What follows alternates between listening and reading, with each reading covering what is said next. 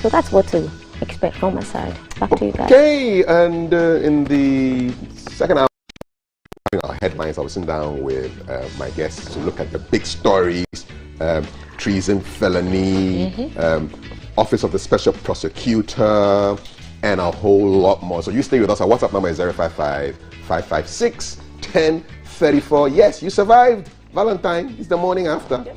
And at 7 o'clock, we have the breakfast sports. But ahead of that, we've got Martini in 2 minutes. Welcome to the show.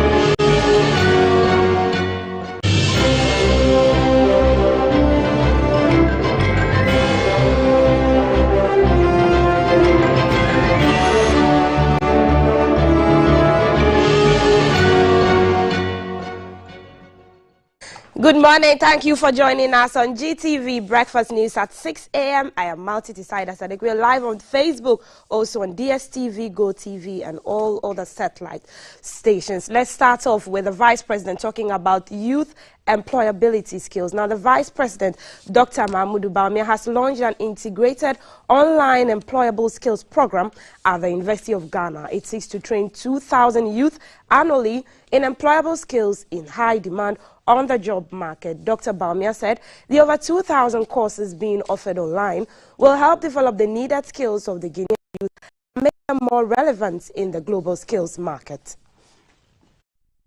Lack of the required skills for the job market, says the experts, is a major contributor to Ghana's rising unemployment figures among graduates. It is believed that the skills acquired at the various tertiary institutions in the country are on occasion not relevant on the job market. For years, industry players have called for a change in the course structure at the various universities to prepare graduates for the job market. To address the gap between academia and industry, the Leiden Education Foundation and Allison Foundation of the UK have introduced an integrated online program at the University of Ghana. It targets skills and methods to equip graduates with the competency, practical employable skills and the relevant knowledge required for the job market. The integrated online program center will offer 3,000 courses online and seeks to train 2,000 youth annually with competence and employable skills in various areas. The courses include artisanal, entrepreneurship, technical and vocational training for well-rounded and employable graduates relevant to the 21st century job market. Mr. James Owusu is the Chief Executive of the Leiden Education Foundation, the brain behind the integrated online program. For a developing country like ours, confronted with a huge challenge of unemployment, an educational system that equips our citizens with practical employment skills are relevant. Knowledge is also needed to lift the country forward. The Vice President, Dr. Bawumia, said such programs are necessary to transform Ghana's human capital. E-learning is an appropriate method to instruct students in remote areas, which involves all types of learning and skills development. The advancement of ICT has called for online learning as a feasible and economically appropriate means of extending quality education. The program is christened Developing Employable Skills Through Integrated Online Learning.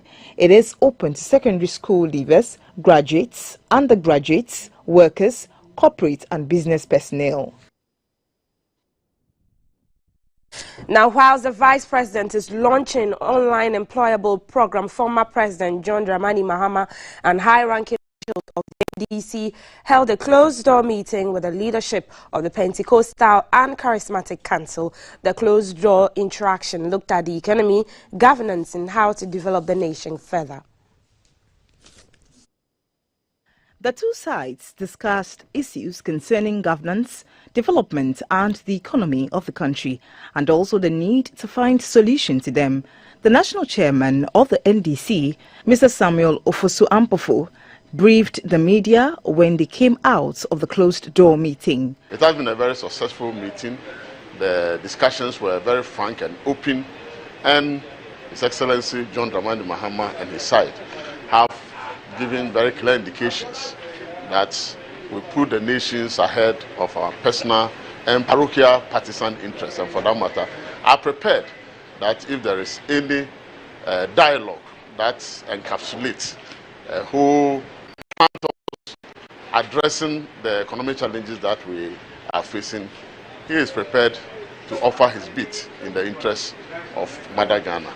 The little information shared with the media is that the issues raised at the meeting are not for one particular political party to solve. They are the concern for all and need all hands on deck.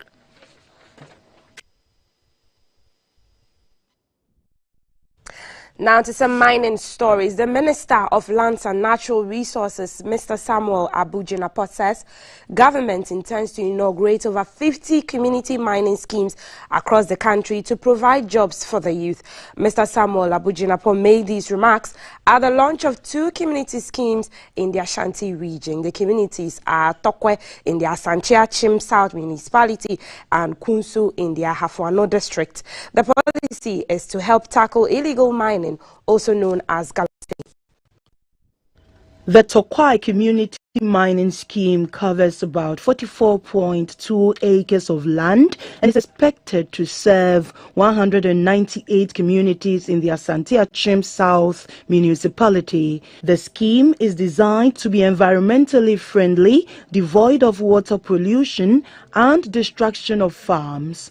Also, the community mining scheme does not need mercury and any other poisonous chemicals to wash the ore for extracting the gold. Government has subsequently imported 100 mercury-free gold catcher machines to be used for such purpose. The Minister for Lands and Natural Resources, Mr. Samuel Abujinapot, reiterated government's resolve to end illegal mining. He further admonished the management of the scheme to desist from engaging expatriates in its activities and rather involve indigents of the community in the project. President Nana Addo Dankwa Akufo-Addo is not against mining. What the president is against is irresponsible small-scale mining, which degrades the environment, pollutes our water bodies, and destroys our land. That is what the president is against. Responsible mining schemes such as this, on the contrary, the president's instructions is that we work to promote responsible mining schemes in our country. At Kunsu in the Hafuano Southwest District of the Ashanti region, the Deputy Sector Minister, Mr. George Mirikuduka, who launched the community mining scheme, disclosed that the new minerals law criminalizes engagement of foreigners in small-scale mining. The Asante Hene Professor Nana Ohene Babwachi Eje stressed the need for mining communities to benefit from the extractive industry. Away from the Ashanti region, let's look at media and Development and the Ghana Commission for the United Nations Educational, Scientific and Cultural Organization UNESCO, in collaboration with the Ghana Institute of Journalism (GIJ) and the Ghana Journalists Association (GJA, have held a forum to mark World Radio Day. This year's edition of the celebration was on the theme Radio and Trust, the Ghanaian story in the Fourth Republic. One of the oldest mass media outlets, is still one of the most trusted sources of information. Radio has been one of the vital elements of the life of Ghanaians since 1966. Radio broadcast plays an important role in enforcing democratic culture by keeping listeners informed and providing forums to hold healthy debates and discussions on development. World Radio Day is celebrated on the 13th of February every year. The day is set aside to recognize the relevance, independence and reliability of radio to the development of society. The day was first proclaimed by UNESCO and all UN member states in 2011 and was adopted by the UN General Assembly in 2012. A Deputy Minister for Information, Madam Fatimatu Abubakar, encouraged all media practitioners to respect the ethics of journalism by feeding the public with truthful, verifiable and accurate information. She also assured the practitioners of the ministry's efforts to protect journalists from assaults. I think it is only fair that as we seek to cooperate with all of our stakeholders within the information space, also grant us the opportunity for us to always resort to dialogue, not violence. The president of the GJA, Mr. Afel Muni, congratulated all media practitioners and media owners for their roles in society's development and progress. He, however, lamented the fast deterioration of radio broadcasts due to the poor conduct of some radio stations or those manning them. In some instances, radio has become the theater for the fetishistic pursuit of agendas far removed from journalism. Little wonder, therefore, that trust in radio is on the wane, while professional sins are on the rise. The Secretary General of the Ghana Commission for UNESCO, Mrs. Amasewa Nekwe Tete, commended the Ministry of Information for the establishment of the Office of Coordinated Mechanism on the Safety of Journalists, condemnation of attacks, and for the passage of the RTI Bill. There is more to radio than announcers, news, and songs. Radio stands for companionship and it's an emotional connection with the listener. It is important to many people, broadcasting 24 hours in some cases, just to ensure that we have up-to-date information. A panel discussion was held to dissect the issue of radio broadcasting and share opinions on the World Radio Day celebration and to suggest how to improve journalism practice.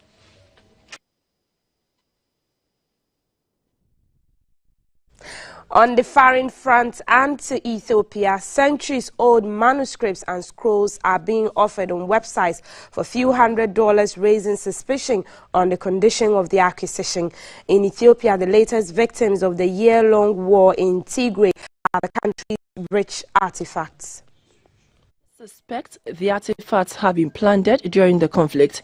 The trafficking of Ethiopian cultural goods existed, but since the war between the TPLF and federal authorities started, a surge in ancient artifacts for sale was observed.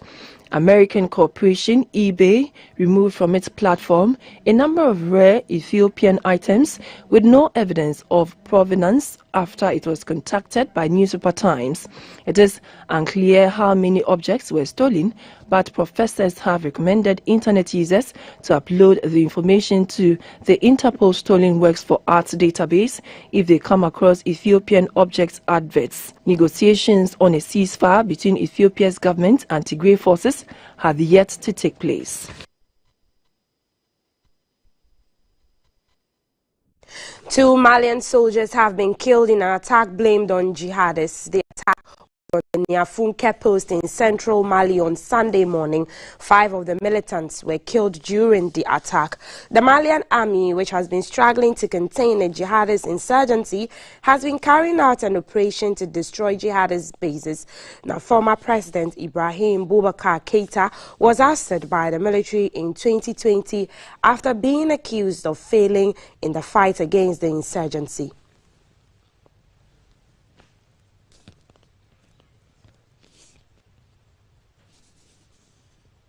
And that is for the 6 a.m. news on The Breakfast Show.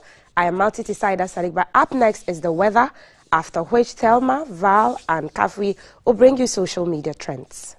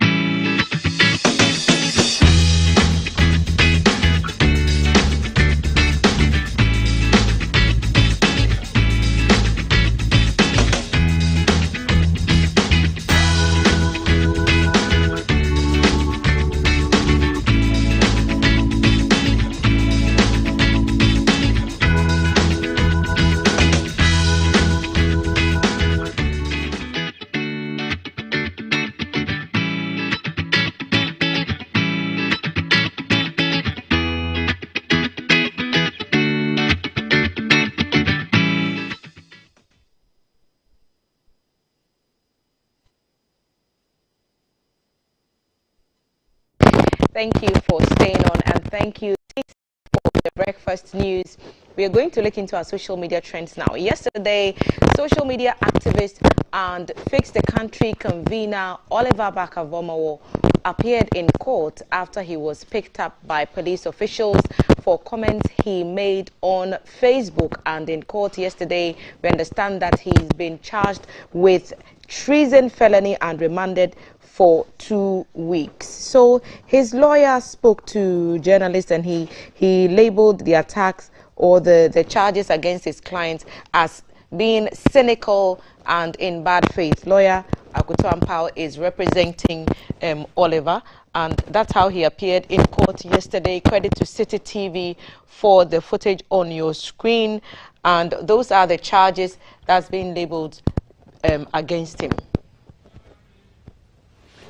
Well, yesterday during the trends we discussed it, and we were waiting to hear what the court's verdict will be, and so it's finally out. And as usual, people on both sides of the political divide have decided to politicize it, and so it's turned into a whole chaotic matter on social media. And so yeah, so he's going to go in for 2 weeks. Wow.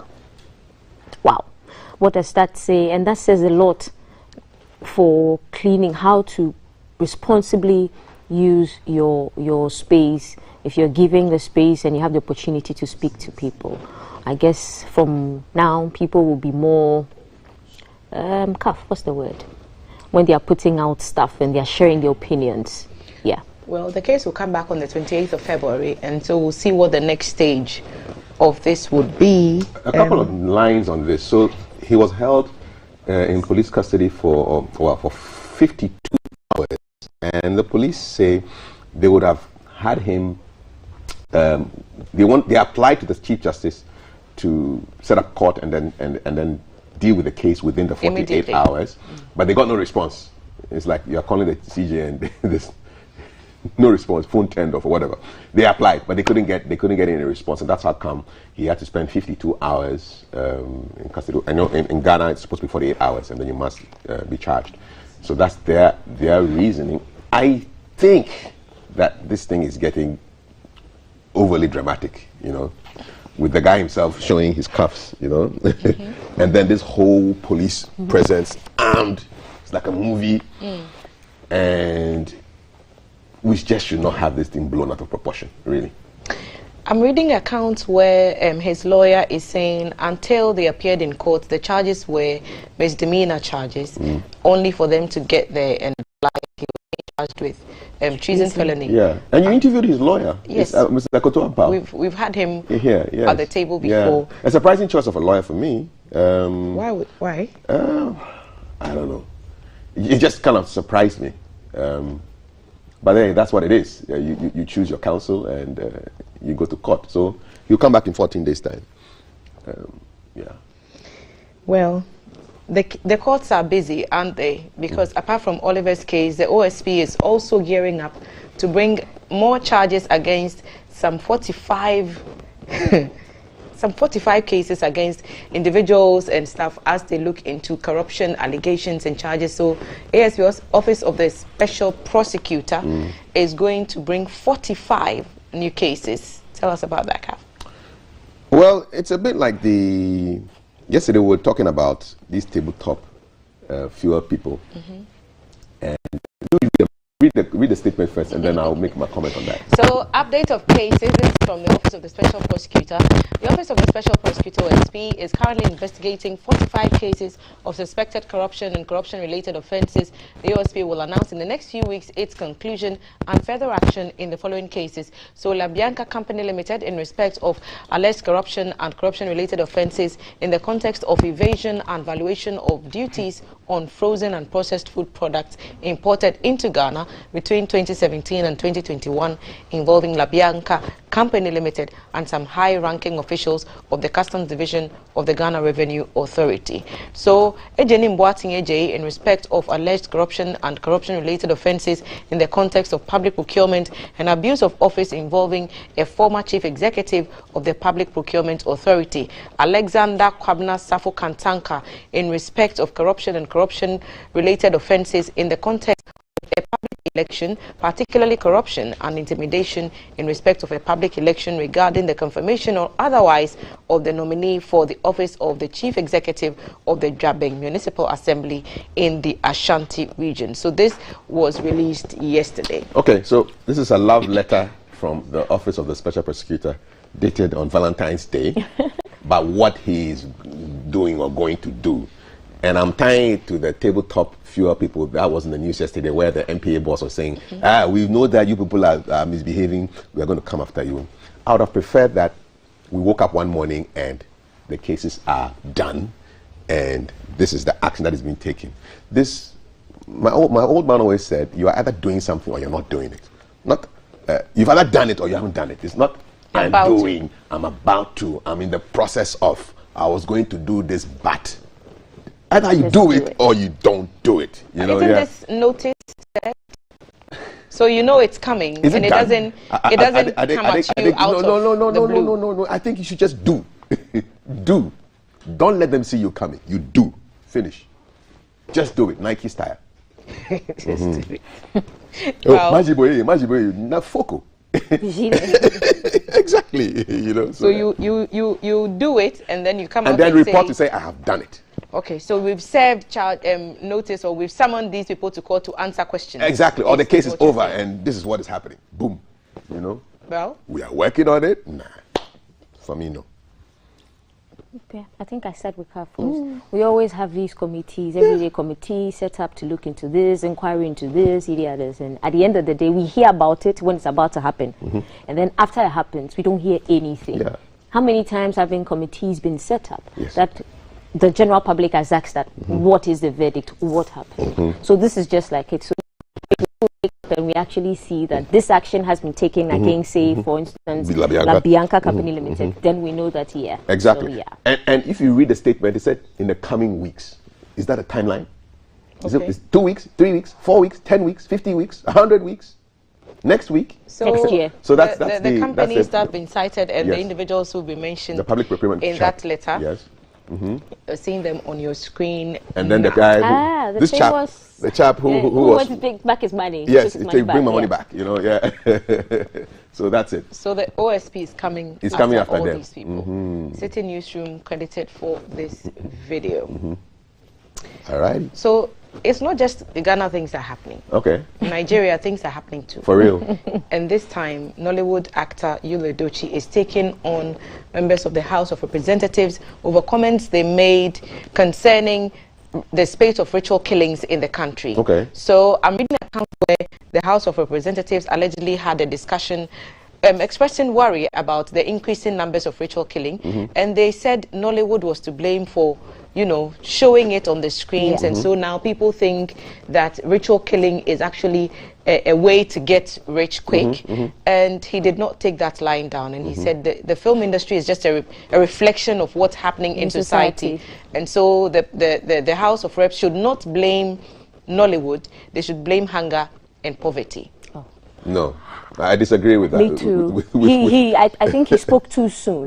Because even here in Ghana, I remember when I was growing up, my mom, my family, everybody around used to say that armed robbery is going up because of all these Nigerian movies we keep watching, because he always has armed robbery and stuff in them. And come on, guys. I think he spoke too soon. But yes, all these ritual killings that has even transcended into Ghanaian movies, where did it begin?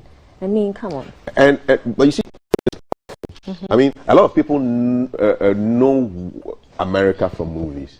Action movies. Action movies. Beautiful. And you know the police will get you. Movies. Yes. Because you've been conscientized in movies to think that you will not get away with wrong. Yes. And the movie industry sometimes works with the government to put out certain movies that will form your thinking around issues. So, yes, if you watch these movies, you will necessarily believe that your in-laws are out to get you. You need to take somebody's kidneys before you become rich. You will see these things, yes. To mash someone's baby. Exactly. Yes. But if you don't expose yourself to these movies, these things don't affect me because I don't watch them. I understand the point you was making, because he's saying that these things happen in society. He cited his own childhood as an example and said Nollywood was not what it wasn't what it is now, but ritual killing was still a thing when he was growing up, even without the portrayal of those things in movies. And so the movie industry in Nigeria cannot be blamed for the increase. Incest has been happening from biblical times, but do you have every movie showing incest? The fact that something is happening in society doesn't mean that the film industry has to reflect it all the time. You understand? We can also reflect the good things that are happening in society.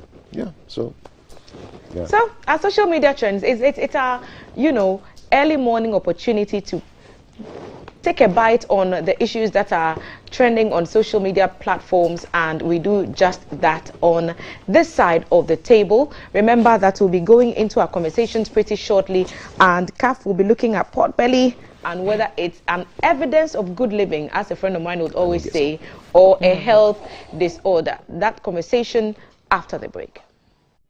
Live from GBC Studio 1, this is the Breakfast Show. Hey, over there. Hey, and Mano Siden cry. Tabia Takum, where the member you don't know, a mere young day, and young one day, I am Memedro, and Nutina Berma be a here below. I am Memedro, my Berma be a wedding field in what Chaco. You are ready to do Tombia, and chemical shops, pharmaceuticals, and herbal shops beer. I was gonna have beer. And that's a friend. I was 0243 686861 and 0245 749206. FDA just had a drink at you. I said, Tabia Takum, Bemabia, I am 7 years old. Beep, beep, beep. I am 4 years old.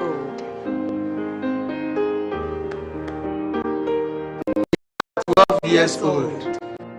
It's been 1 year since I started my antiretroviral treatment. You can live a long, productive life with antiretroviral treatment. With antiretroviral treatment, HIV-positive expectant mothers can have healthy HIV-negative babies. Go to the nearest health center, test and know your HIV status. If you are positive, ask about antiretroviral treatment and you will receive help. Antiretroviral treatment is your only option for a long and fulfilling life. This advert is brought to you by the Ghana AIDS Commission and Ghana Health Service. The show was a jar or bar anyone conquering dim. The groom is sick. What? Malaria. Malaria.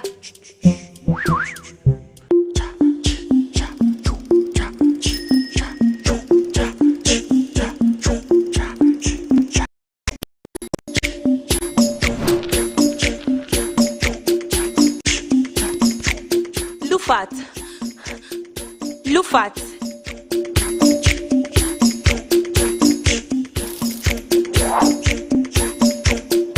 Injija woman malaria enka won to them. Lufat. Eye malaria drop a cope. And now you may kiss the bride. Entrance Pharmaceuticals and Research Center. And I Lufat. Lufat. A two malaria sententem. FDA. Ashesa ejede inkratoi ajatu. From 1921 to 2021, the journey to our centenary has been amazingly worthy. Azar Group is 100 years and continues to achieve greatness. Main brands which were in the company are Azar Tex, which is an emulsion paint, texture paints, which we were the first people to produce it in Ghana, and Azar Gloss, which is oil paint. We were the first people to produce the carpenter's glue. Now we have new products like silicone paint. Join Azar Group celebrate 100 years and to create another brilliant 100 years together.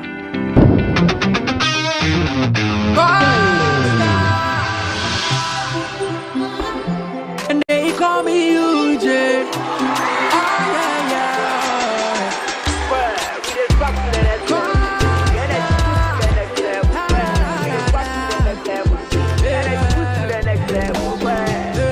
When you need a shoulder to cry, run on my pumpy, so we try what you side.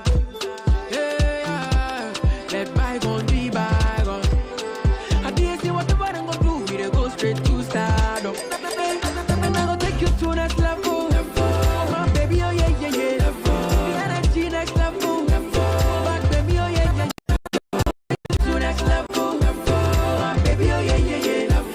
I don't code next level. Excessive drinking can be detrimental to health. Not recommended for persons under 18 years, lactating mothers, pregnant women, and people sensitive to caffeine. This advertisement has been vetted and approved by the FDA.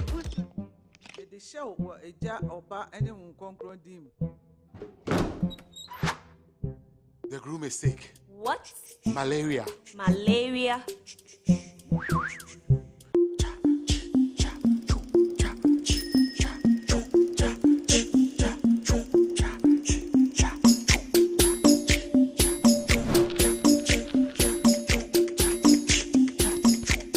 Lufat. Lufat.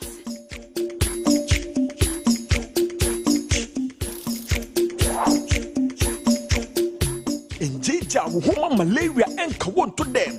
Lufat. Eye malaria drop a cope. And now you may kiss the bride. Entrance Pharmaceuticals and Research Center. And I Lufat. Lufat. A two malaria.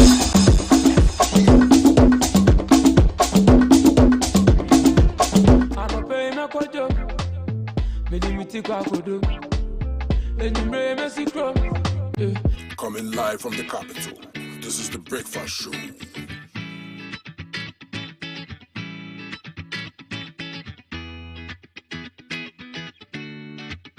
Morning, my neighbor. Good morning. Good morning, everyone. Good morning. It's a good morning, and we serve you breakfast. Not just any breakfast. Sizzling helping. Yeah, all the time. Okay, let's take a peek. I brought my spine. There are certain things that we do to help the children with their brushing. And there's much more on offer on GTV Breakfast. You want it served buffet style? On-site restaurant. Complimentary breakfast? Off of your plate should be vegetables. So in my lifetime, I haven't seen Ghana Black Stars being an African. Yeah. Can I show what is written on the bag? Yes, definitely. Where's the camera? Just stand and turn. So what's your pleasure? Danvotras, yeah? At that time of the morning.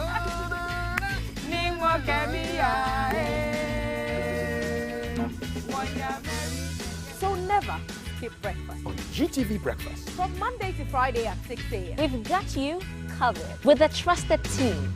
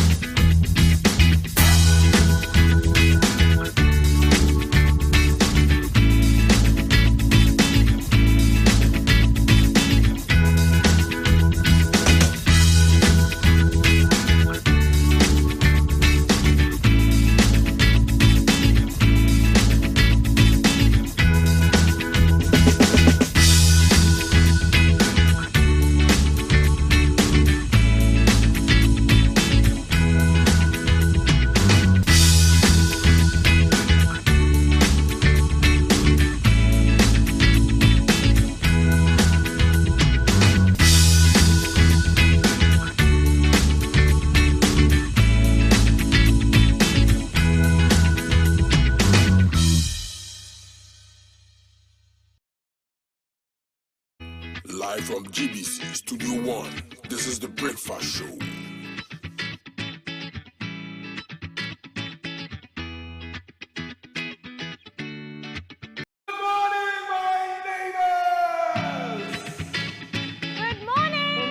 Good morning. It's a good morning, and we serve you breakfast. Not just any breakfast. Sizzling helping.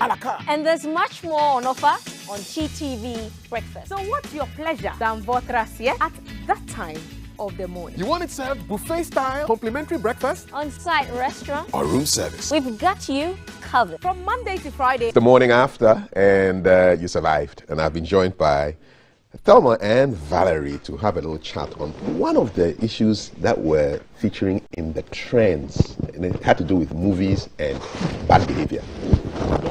You keep saying the morning after. Is it like a single awareness day has ended? Is it like a bad day? It's okay. The morning after Valentine's Day. Those of us whose Valentine is on indefinite hold, we are there.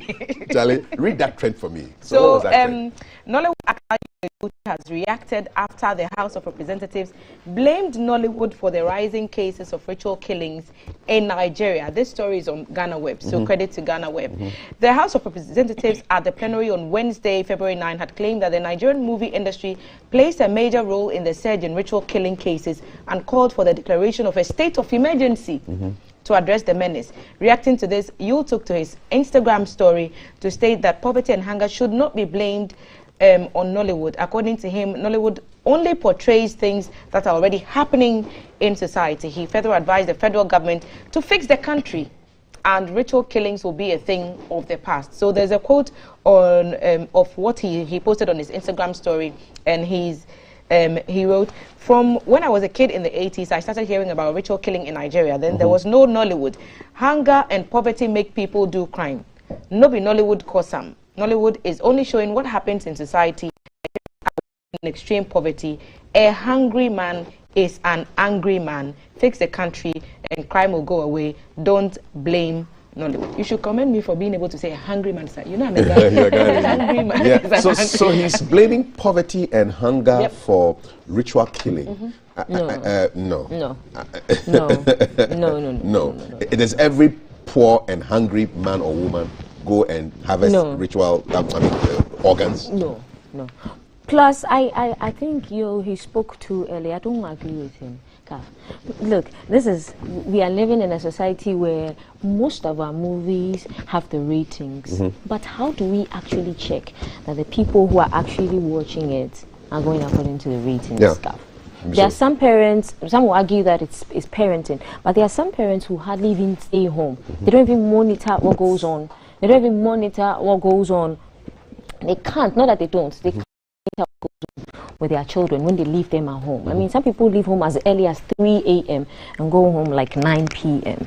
You understand? Yeah, so I think the creative industry, and this is not just Nigeria, because Ghana, we've raised these concerns here in Ghana. So I think, we should take the creative industry to take a little more responsibility too. The fact that something is happening in society doesn't mean all the movies you produce should mirror it. Okay. But to be fair, the Nigerian movie industry has, they've moved away from the ritual killings in the past couple of years to some pretty, there's some awesome storytelling going on in Nigeria, and we've seen some great movies from Nigeria. So I think people should really also accept personal responsibility for which aspects of movies they like to take upon themselves. So you're watching a movie, you're seeing this guy who's got his riches through his... How does he end up? So why do you choose the part where he makes the money, but you don't want to focus on the part where the consequences of how he got the money catches up with him, if that makes sense? So it's everybody involved. Yes, poverty and hunger. If you have a well-paying job and you have things going on for you in your life, you're less likely, I would assume, to engage in some of these activities. But if you're hungry and there are no jobs and then you are struggling, then you could look for any means of... Remember the children who killed their mate in Kaswa because they wanted to use him for rituals. Where did they see that? They saw it on TV, probably. is what I would guess.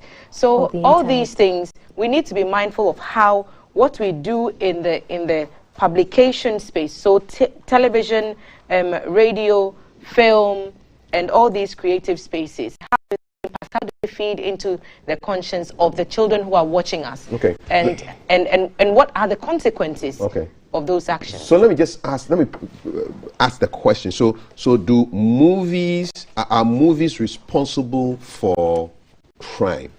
Because that's what he's talking about. And we can even broaden it, we can even take it away from Nigeria and look at Ghanaian movies. I mean, do we have that phenomenon in Ghanaian movies, the whatever language? I've seen some Ewe movies, I've seen some Ga, I've seen some Chi movies, I've seen the so-called, I don't know what they call them, the ones where the people are speaking English. There's a type of them. Do they promote crime?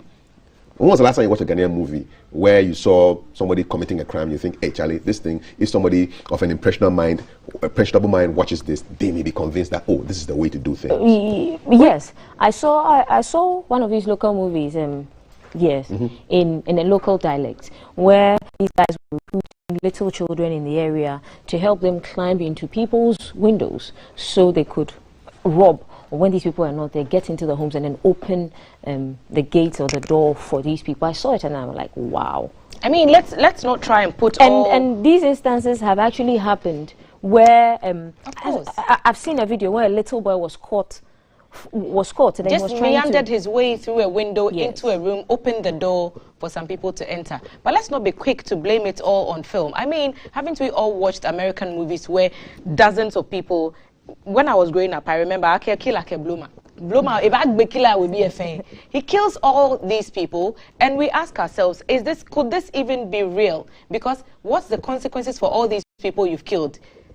Whoever walks into a room, who is the hero of the movie, walks into a room and just takes out a gun and then pew pew pew offs everybody, and there are no consequences. And so let's not try and make this like a Ghanaian African thing. It's film and it's make believe, it's fictional. But the consequences. Yes, but you see, people see movies. No, people see movies and listen. They assume that whatever is happening there is real. If you act really well, people will even think. There are people who, for example, always thought of Majid as a bad boy. Until now, Majid Michel will be seen as a bad guy because of the roles he plays. There's a guy I absolutely hate. I know he's not. I hate him because of a role he played. I just can't stand. Is it Bob Sant? Is it Diabolo? Let's not mention him. But I can't Diabolo stand says him. People are still afraid of him. I would be afraid of him because I hate snakes. But we know that Diabolo is a movie. But you see, the whole thing about movies is that you suspend reality and you go into the story and you feel. We cry in certain movies. Yeah. We know it's fake, but you're crying. My grandma gets so upset. She comes into the front room and we are watching violent movies because she says, they always, and I'm like, you do know that this is a movie, right? No. And she's just upset. She just goes into her room. But that is how real it is in people's the power minds. of the mind. The mind does not distinguish between real and imaginary.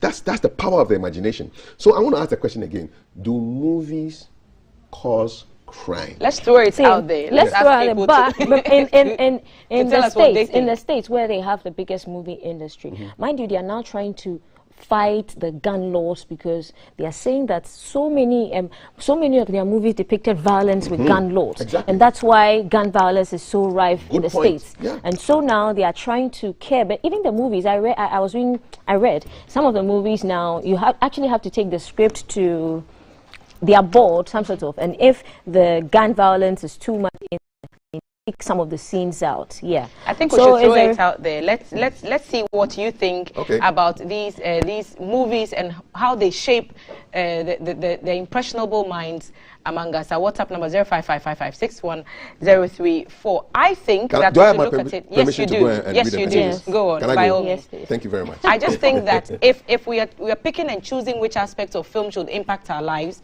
then that's where we get it wrong. Because there's so many good movies out there. Why not, learn from Pride and Prejudice or something? Good movies. Okay, so Jeshon is telling us this is investment. So be careful how you talk about it. But hey, The pot belly is an investment. No. He said he's just highlighted all right. the pot belly. We're not talking about pot bellies now. We're talking about movies. All right. yeah. So keep them coming in. 055-556-1034. We'll talk about pot bellies later. But we're just asking whether whether there's a link between what you watch on television and the crimes. So, do movies promote ritual murders and being rude, disrespectful to your in-laws, screaming, dysfunctional families, or is it just imagination? The whole trend, if you just joined us, was that Thelma read a trend in the social media trends where a Nigerian actor is going against what the House of Representatives people are saying. They are saying that the Nigerian movies are promoting ritual murder and vices. And he says, no. These vices are a result of poverty and hunger. And we can even bring it to Ghana. Do you think our movies are promoting wrong behavior and all the film producers are saying, oh, it's just a reflection of the society? And my question is, why are you reflecting the bad all the time? There are some good things that we can also reflect. Exactly. So I think that parents have to assume more personal responsibility for what their children watch at home. So if you raise your children in a culture where reading is the thing or family time is the thing and not social media or watching telly, it's the easy way out. I mean, I have my godkids over for when they're on vacation and they can talk my ears off. I just slap them in front of the TV and I'm gone. You see, it's so easy to just make television and film and all these things the go-to place to keep the children busy. But perhaps we should explore the reading. I fell in love with reading when I was a child because anytime I got into trouble, I was beaten. Okay. So they beat the tomboy out of me. And then made you a reader. I made me an avid reader. Look at you right now, Charlie. So I second you, Edochi. Poverty leads you to ritual killing if you're not God-fearing. Okay. So now the God factor to us entered. William Ado says, movies promote all aspects of life, bad or good is a fact. We agree. But you see, for people to always say, oh, we'll show the bad because it's a reflection of society, why don't you also show the good? Or show a story where bad begins and then it ends, like a movie like Lean on Me. So inspirational. I wanted to be a teacher because of the of that guy. And the way he Morgan Freeman's character. Morgan Freeman's character was just wonderful. You watch Malcolm X and you feel like, Charlie, I can do everything. So movies can change your thinking. So it's not just negative.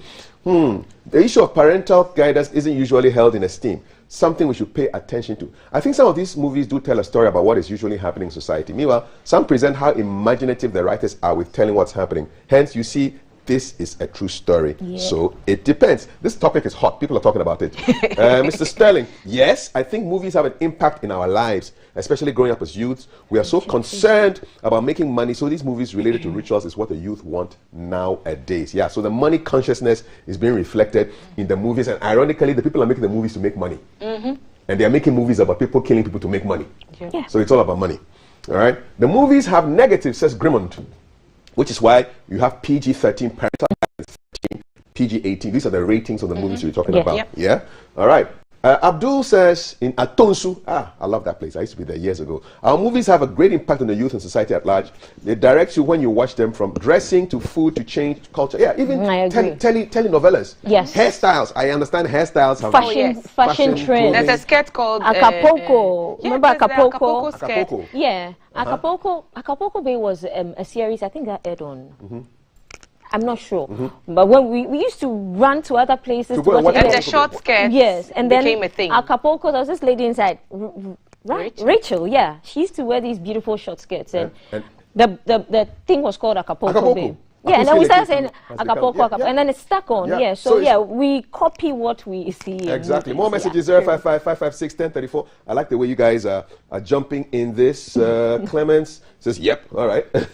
Parental guidance, yes. More messages that's coming exactly what I was saying about parental guidance. You're talking about PG-13 and PG-18. But if you are not home to ensure, or you haven't set, so for example, if you're watching DSTV, there's a feature for you to actually limit what the children can watch. But if it's free to air, how do you do that remotely? Because people are not even present to monitor the children. So they're just watching whatever to keep themselves But in the UK, I know you know that there's a watershed period. There's a watershed. Before a certain period, you can't watch show certain movies like that. Okay, so messages coming plenty.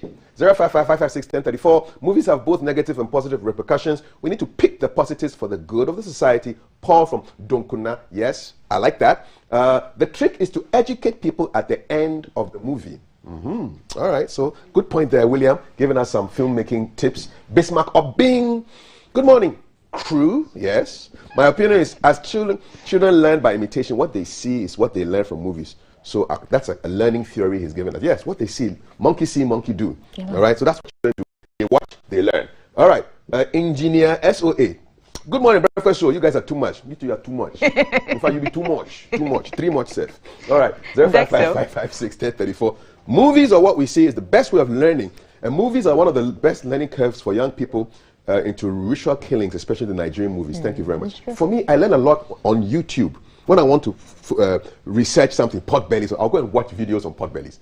And that's like a little movie for me. And I learn. So the visual, because movies involve what you see, what you hear, and your emotions, very, very effective. So you can use them to teach things, cleanliness, not spitting in public. That's how they did it in Singapore, in China, using movies, you know. We have lots of makeup artists because of YouTube now. Yes, exactly. I support him. The movies have no effect in our life. It's just up to you, the individual, to pick what you think is best for you. Movies have effects. Don't say no. They have effects. Yeah. Good morning, GBC. Good morning. Movies have a stronger influence on the lives of most individuals because they portray good, bad. Depends on which one is interested in, but unfortunately, Ghanaian parents aren't concerned about the age limit with movies. Exactly. Kaswa. And Kaswa was where those kids killed a peer. Look, Kaf, I remember growing up, we all lived in this chamber and hall place at Mampubi, and my mom would not let you watch telly. You literally had to put your face in the pillow because we all slept in one bedroom and there's just one living room. So if there's a movie that they are watching as adults, you can only hear the sound. Your face has to be buried in the pillow until you fall asleep. That gave so we devised ways of... It gave you a vivid imagination.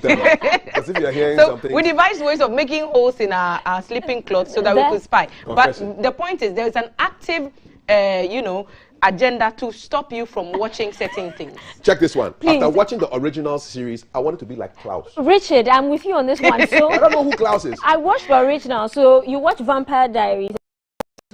So I watched originals, and then after a while, and I'm talking to people, I tend to look at their neck area because it's a vampire movie, just to figure out what I saw. Okay, so how many times does it take when the person is excited, when the person is scared? Because I learned it from Klaus. You see, I watched Money Heist from beginning to end, and as much as I love the professor and all the towns the cities he surrounds himself with, from Tokyo to Lisbon, I don't want to rob the Spanish gold reserve. But guess what? Everybody in the world who watched Money Heist was rooting for the people to rob the bank. I was as well. And actually get away with it. You see, and they did. But you see what happened?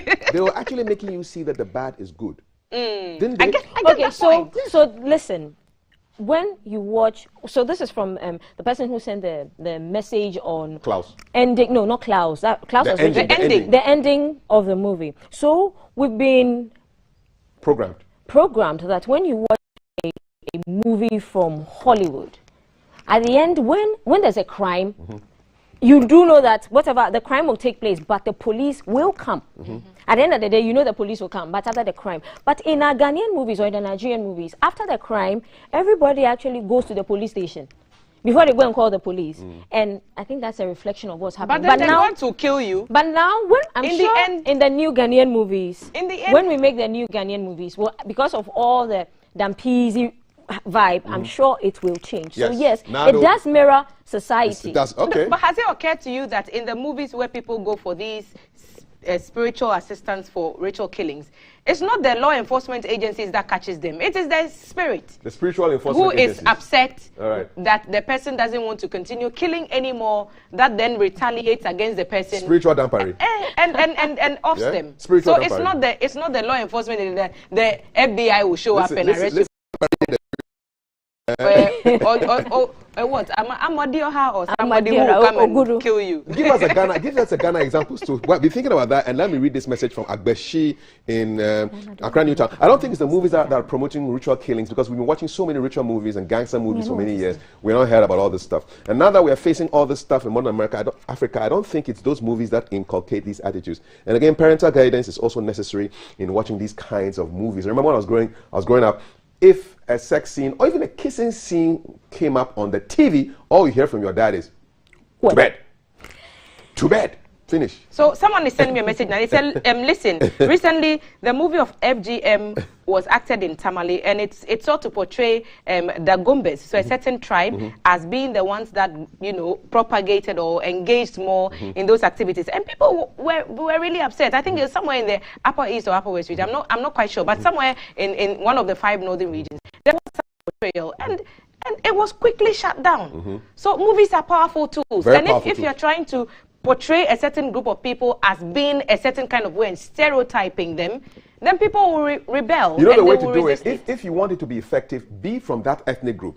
If you're trying to deal with, say, Evers and Juju, be an epic filmmaker and deal with the Juju. Because it's easier for you to get away with it. Exactly. If you are the one doing it. But the moment somebody else dies, say, hey, my friend, and then you get problems. Guys, okay. More messages, and I'll come back to you. I think some movies in Africa should be blamed for rituals and killings in society. So the question is, how do we regulate the movie industry to bring positive impact in society? Especially in this era where we say, freedom of this, freedom of that. Nobody wants to be regulated. The messages are coming in like a tsunami. Let's see. Adinkra says, this Edmund from Bimpraeso, movies have a great way of imparting a certain culture on the minds of followers. Look at how people chase new episodes. Look at how the LGBTQIA minus is being shoved down our throats through Western movies and even through cartoons. You're having male cartoon characters kissing each other, or women. Superman. Yeah, so you've got to even watch No. the cartoons that you're putting your children in front to watch. Be careful. You may be bringing it into your house. And I think we should also know that these things sometimes have legal implications. Yes. This matter of the FGM, it is so bad that people feel they have to take it. That case is in court as we speak. So even commenting on it may, you know, let's avoid the comment. Fact remains, if you make a suggestive movie and people feel it is wrong, they have every right to take you on. Okay. Quick message. Good morning, family. I know it's acting, but some of them act it so well you believe it's real. Yeah. I dislike some actors who play evil roles. Oh, there's one particular one who is light-skinned from Liberia who acts in Nigerian movies. I agree with Val. Kaf, you ignore my message. No, I did not. I read your message. Okay. There was a Superman one that I saw that I want to read. Do you remember a little boy dressed like a Superman and jumped from a building and died? When they asked his friends, he said his friends saw the film Superman, so he also wanted to be like Superman. I think it happened in Tema Committee 11. I think so. I heard about it. Yes. But it's not just movies, guys. Yeah. It's not movies. It's just it's television and the whole creative space. Right? Is it not in this Ghana that we've seen? I mean, it was supposed to be clamped down on, but is it not in this same Ghana that we see some television stations with people who are supposed to be traditional? I don't know the term to give them, but sitting on national television and asking people to bring 1 CD and I'll give you 1 million. It ran for years. Yeah, money rituals. So we can't just, it's just television. I mean, these guys in Kaswa, where did they see the thing from? It was on TV. Okay, we got 3 minutes to rush this. Let's see. Kaf, do you know North Korea bans outside movies and cultures in their country? Their internet service displays only things within North Korea due to the influence it may have on citizens within the country, and this helps them massively in their development. E.g., if you watch videos on them, you will be tempted to lead a massive demonstration and plot a coup. So for me, movies have negative impacts. Let me read a few more before we run off to the sports news at 7 with Mal TT. As a young actor, writer, most of the stories are societal happenings. I think both sides should be blended. Movies are basically mainly to educate, inform, and entertain. It takes individual mindsets to understand and appreciate the story. I'll get conclusions from Valerie and Thelma pretty soon.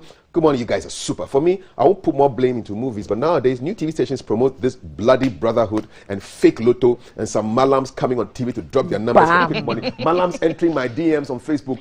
Leave me alone. Yes. Asking for marriage. Yeah.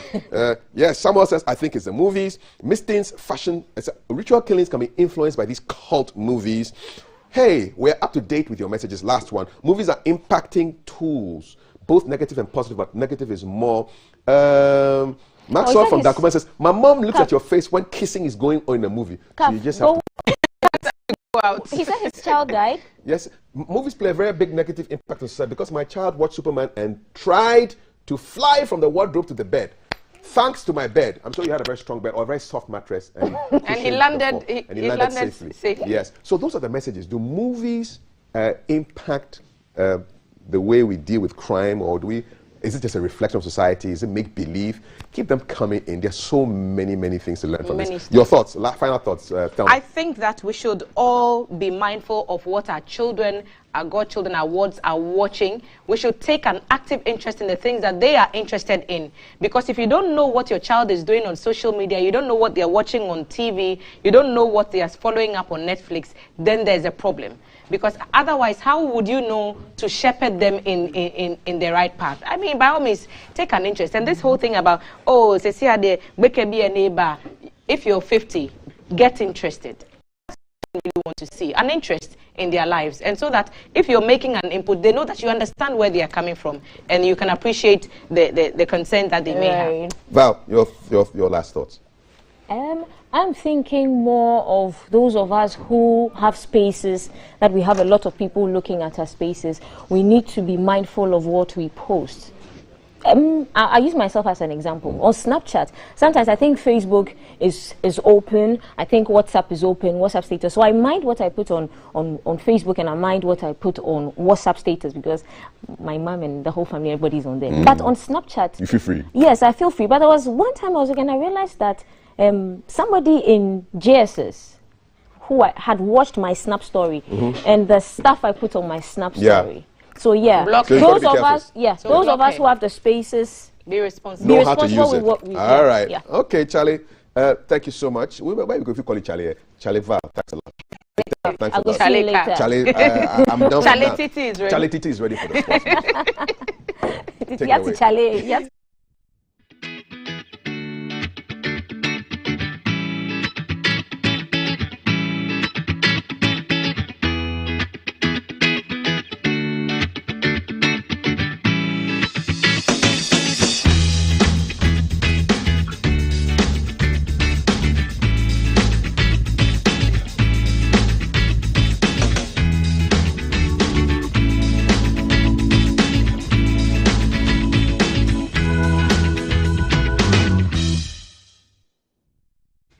Thank you for joining us on GTV Breakfast Sports. I am multi-decided Sadek. We'll be looking at the Ghana Premier League, La Liga, and the Italian Serie A. Let's start off with the Ghana Premier League. And Legon Cities finished the 2021-2022 Premier League season on a high note, defeating Faith by 1-0 yesterday. The matchday 17 encounter saw the Homestead struggling to a goalless stalemate at the end of first half, with both teams creating decent chances at goal after an eventful return from break.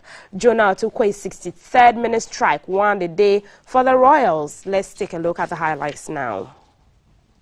Many thanks for joining us. My name is Prince Annan. Together with Prof. Judah Champon, we'll tell you what you need to know about this game. Legon Cities will kickstart the game, and they will be playing from right to left. Legon Cities coming forward slowly but surely. Oh! One against Real Tamale United, the other against Wonders, and in all those matches, Legon Cities managed to bang in 3 goals, trying to push men into the open space. Oh, that was an infringement, and a very clear one, and he missed completely. Yeah, see the replay again. Not well defended. The Pios with that back flick header, but there should have been a free kick. Took in Faisal. Some positivity, but King Faisal, oh! And it was Zuberu. Wadudu Yakubu is also in there as well. Free kick is on. Ah, that nearly resulted in something else. It's up here at the Elwak Sports Stadium. King Faisal get us underway. They're playing from right to left. Football stopped there by Osman. Yes, Hans Kofi. He's got an opportunity. Lays on the cross. And the finish is there. Jonah in the right place at the right time. And look at that pass. With cheeky, he is brilliant pass, looking for Kofi, and Kofi unselfishly trying to tee down his strike partner, but it will fall very well for Jonah Tukwe, who will not make any miss out of that. Azar coming forward. They would want to send in a quick reply. Oh! Poorly taken. We've had all covered up here. Legon Cities 1, Kumasi King Faisal 0. Meanwhile, Mediama SC also lost at home to Dreams FC after their game was rained off on Sunday. They lost by a goal to nothing against the visitors. And let's look at the GPL table, the results and the standings. And on March day 17th, results, that was on Friday, Brekum Chelsea, Bechem United was 1-1. On Saturday, it was Asante Kotoko SC versus Accra Lion, and it was a 3-1 win. On Sunday, the 13th of February 2022, Adriana Stars and 11 Wonders, and it was a 3-0 win. Ashanti Gold and Bibiani Gold Stars had a 2-2 draw. Great Olympics, Elmina Sharks, it was a 1-0. Great Olympics beating Elmina Sharks. The RTU, my beloved Real Tamale United and Hearts of Oak, when they locked horns, it was a 0-0 win or a 0-0 game. Now, Wafa and Karela United, Karela beat Wafa by 1-0. Monday, 14th February, that was yesterday, the Valentine edition of the GPL. Legon Cities and King Faisal, the scoreline was a 1-0 against King Faisal. Mediama SC and Dreams FC, which also took on each other. Dreams FC beat them by 1-0.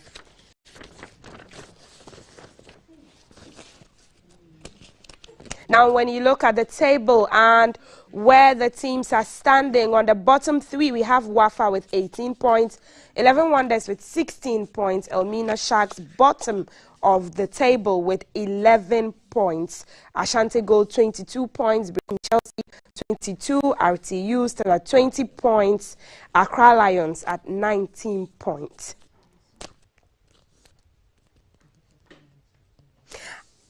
And so let's look at our after AFCON update. Now, Black Stars captain Andre Dedeayu is expected to appear before Parliament to answer questions on Ghana's poor outing at the just-ended Africa Cup of Nations in Cameroon. According to reports, the Parliamentary Select Committee on Sports has written to the Ghana Football Association to facilitate the players' appearance before the committee. It's going to be the first time in 8 years since some members of the Black Stars were made to testify before a commission after the 2014 World Cup in Brazil.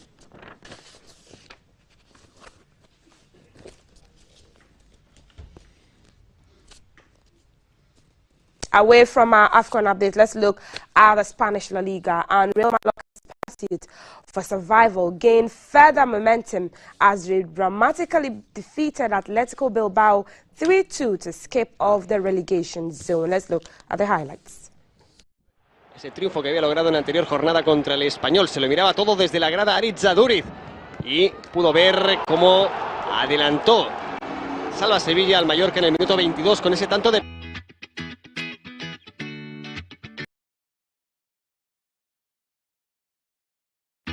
Coming live from the capital, this is the breakfast show.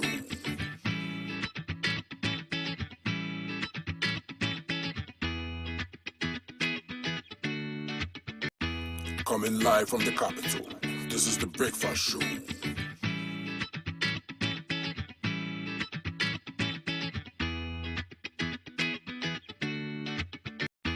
Coming live from the capital, this is the breakfast show.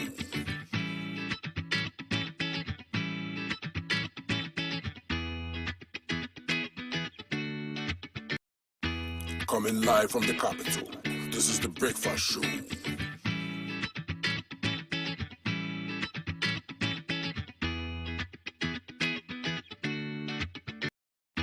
Coming live from the capital, this is the breakfast show.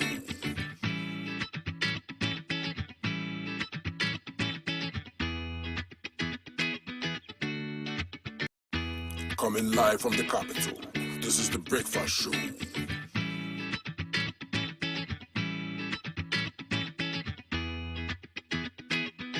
Strike won the day for the Fiorentina to pick the maximum 3 points away from home.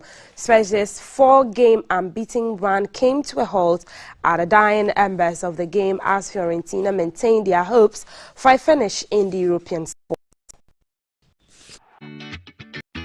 Coming live from the capital, this is the breakfast show.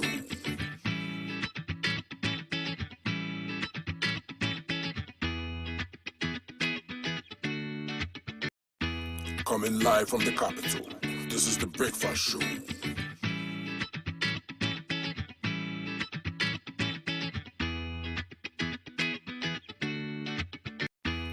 Coming live from the capital, this is the Breakfast Show.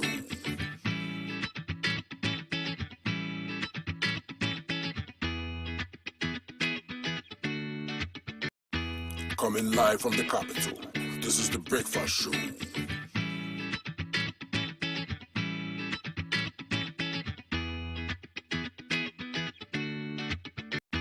Coming live from the capital, this is the Breakfast Show.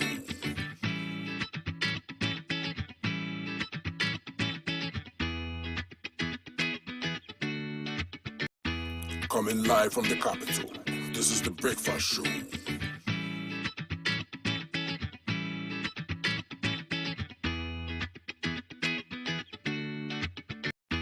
Coming live from the capital, this is the Breakfast Show.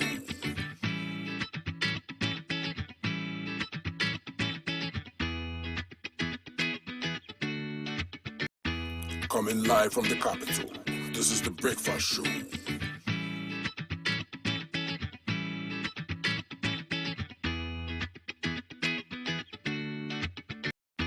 Coming live from the capital, this is the Breakfast Show.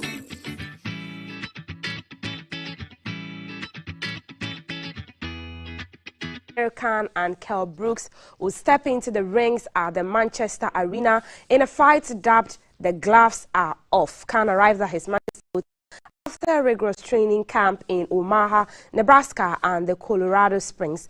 The two British boxers will go head-to-head in a catchweight contest on Saturday night after many years of build-up. Here's Amir Khan on his opponent, Kell Brooks. Lots of good memories for me. Coming live from the capital, this is the Breakfast Show.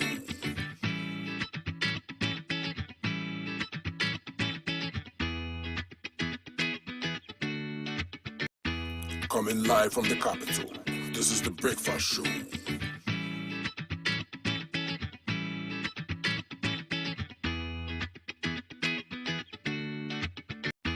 Coming live from the capital, this is the Breakfast Show.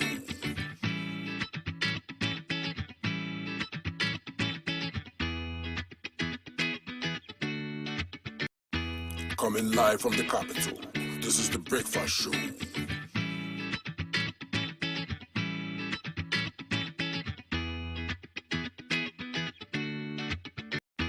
Coming live from the capital. Its contest ahead of Saturday. Kell Brooks says he's ready for the bout.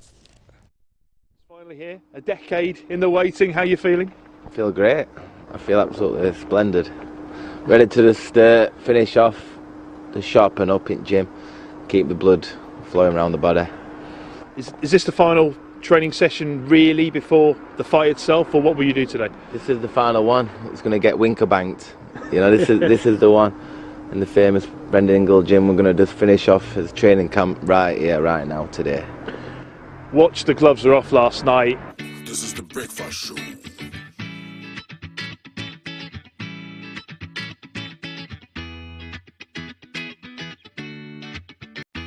Coming live from the capital, this is the Breakfast Show.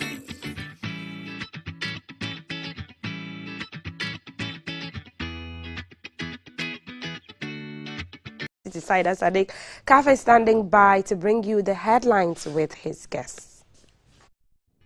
Live from GBC Studio 1, this is the Breakfast Show.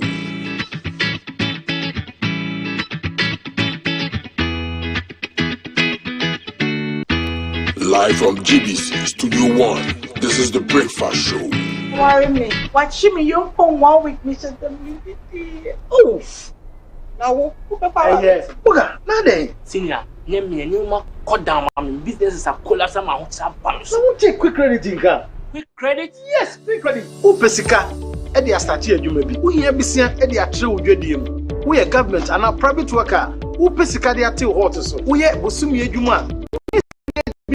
So quick credit we ma loan and what you and kakra. Na enije sem kesi ni say a collateral free loaner, susu, savings, account opening, and a deposit as MBA. here ne say wo Ghana card 2022 there one year juma na wo na wo ye who need excuse here. Press the credit to 03022 and 05969 20833. Person quick credit take us auto. Malaria 360 Jumazi. Na ya tredu. Kan kra ya for the boy hu ban for malaria. Yende ya beda insecticide treated net. Anade ntuntun dana wa hye ne duro kun tuntun ase. Anu fa brinu munyinara. Kede anu fa biara. Anyway bushiafo. Obeda insecticide treated net ase. Someone sa kawo insecticide treated net ya. Hasa baby ewiambo. Don sure dianan awoche. 2 days answer dasi. So ye fia for seminar no shufer. Oto sha etum ze pande na homapam. Mbra abanza to ho do bobo ye ho ban efi COVID-19 do no. Didu pepepe. COVID-19 ye yareba mpo. As malaria so to kum nipa. Si ebo to malaria sa ojina eme na ewodo. Malaria 360. Malaria nsam nyinara fi.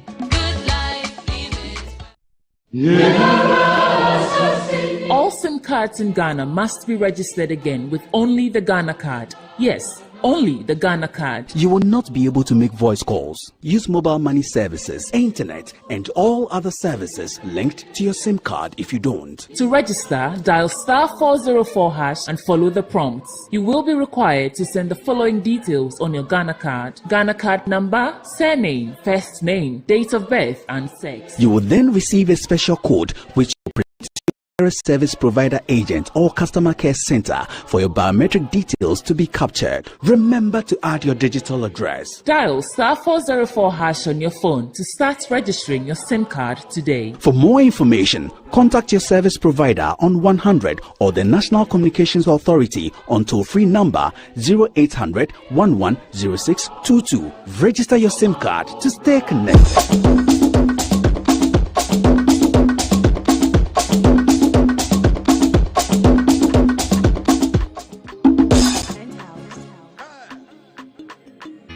Coming live from the capital, this is the Breakfast Show.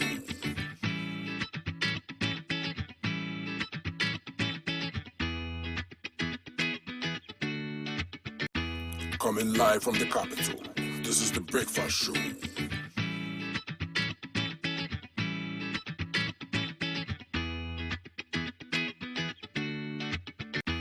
Coming live from the capital, this is the Breakfast Show.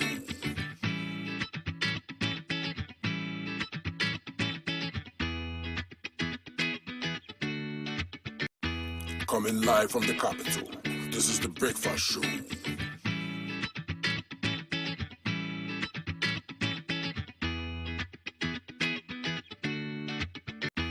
Coming live from the capital, this is the Breakfast Show.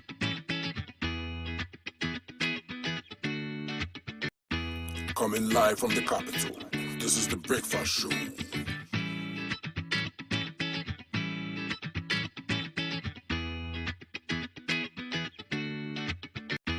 Coming live from the capital, this is the Breakfast Show.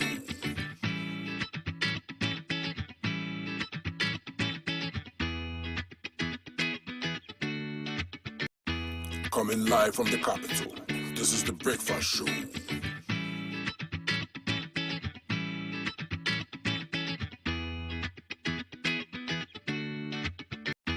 Coming live from the capital, this is the Breakfast Show.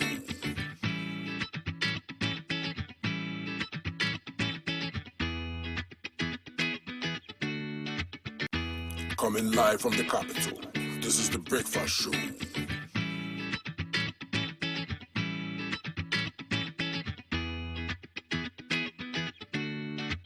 Good morning, my neighbor. Good morning. Good morning, everyone. Good morning. It's a good morning, and we serve you breakfast. Not just any breakfast. Sizzling helping. Yeah, all the All right, time. guys. Okay, let's take a peek. Let's take a peek at I brought my spine. There are certain things that we do to help the children with their brushing. And there's much more on offer on GTV Breakfast. You want it served buffet style? On-site restaurant. Complimentary breakfast? Half of your plate should be vegetables. So in my lifetime, I haven't seen Ghana Black Stars win an African Cup. Yeah. Can I show what this written on the back? Yes, definitely. Where's the camera? Just stand and turn. So what's your pleasure than Votras, yeah? At that time of the morning.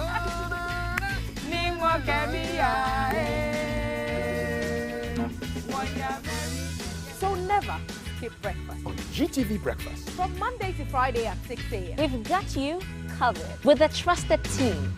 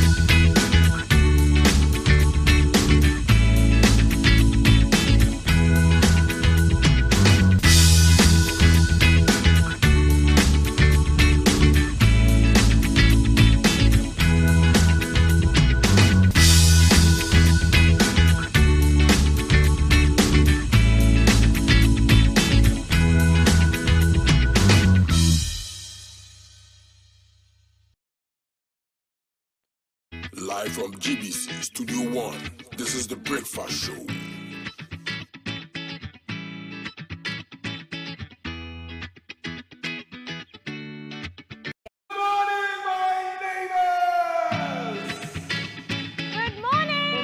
Good morning. It's a good morning, and we serve you breakfast. Not just any breakfast. Sizzling helping.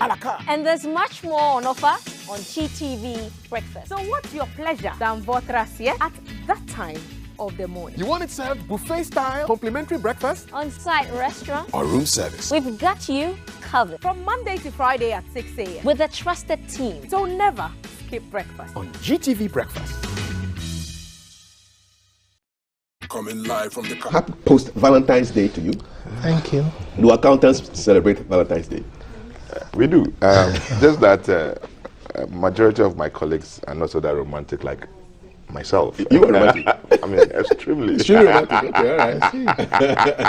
I don't know about Yes, the whole of yesterday, I was very busy. I didn't even bite a chocolate. You didn't even bite the chocolate? No, we'll organize a chocolate for you. The whole of yesterday, I was moved from one meeting to the other as we prepared to publish the default list. Exactly. The default list must happen. When is it happening? When is it coming so we know? By Friday, it should be in the papers. Yes. We'll try and regulate. We'll try and normalize that abnormal situation of you not eating any chocolates. So we'll make sure that you get some chocolates before you leave this place today. Okay, let's go from to a story of a gentleman who spent his Valentine's Day being charged with treason felony. So Oliver Baka Vomawo is in the news. He's in today's Ghanaian Times. He's in Daily Graphic. He's also online everywhere.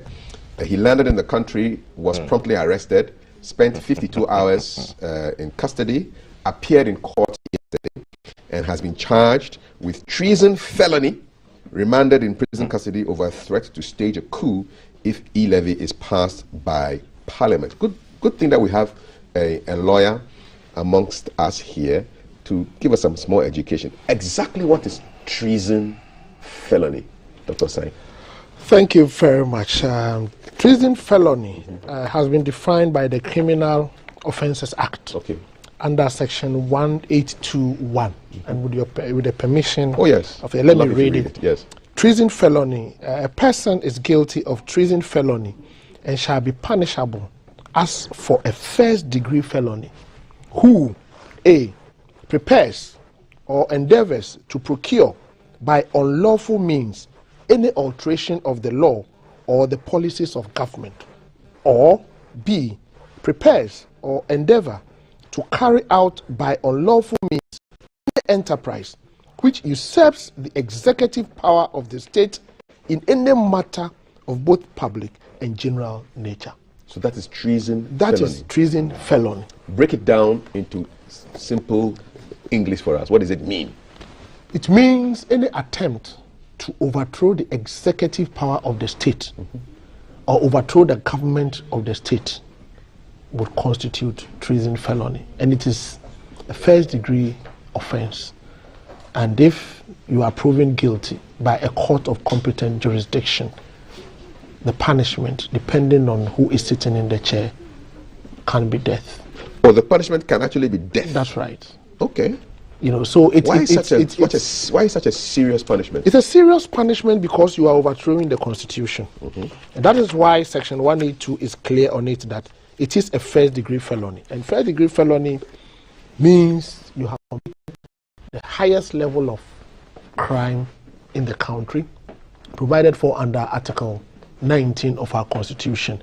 And any attempt to overthrow the Constitution means you have to face it. You know, so it is not a joke.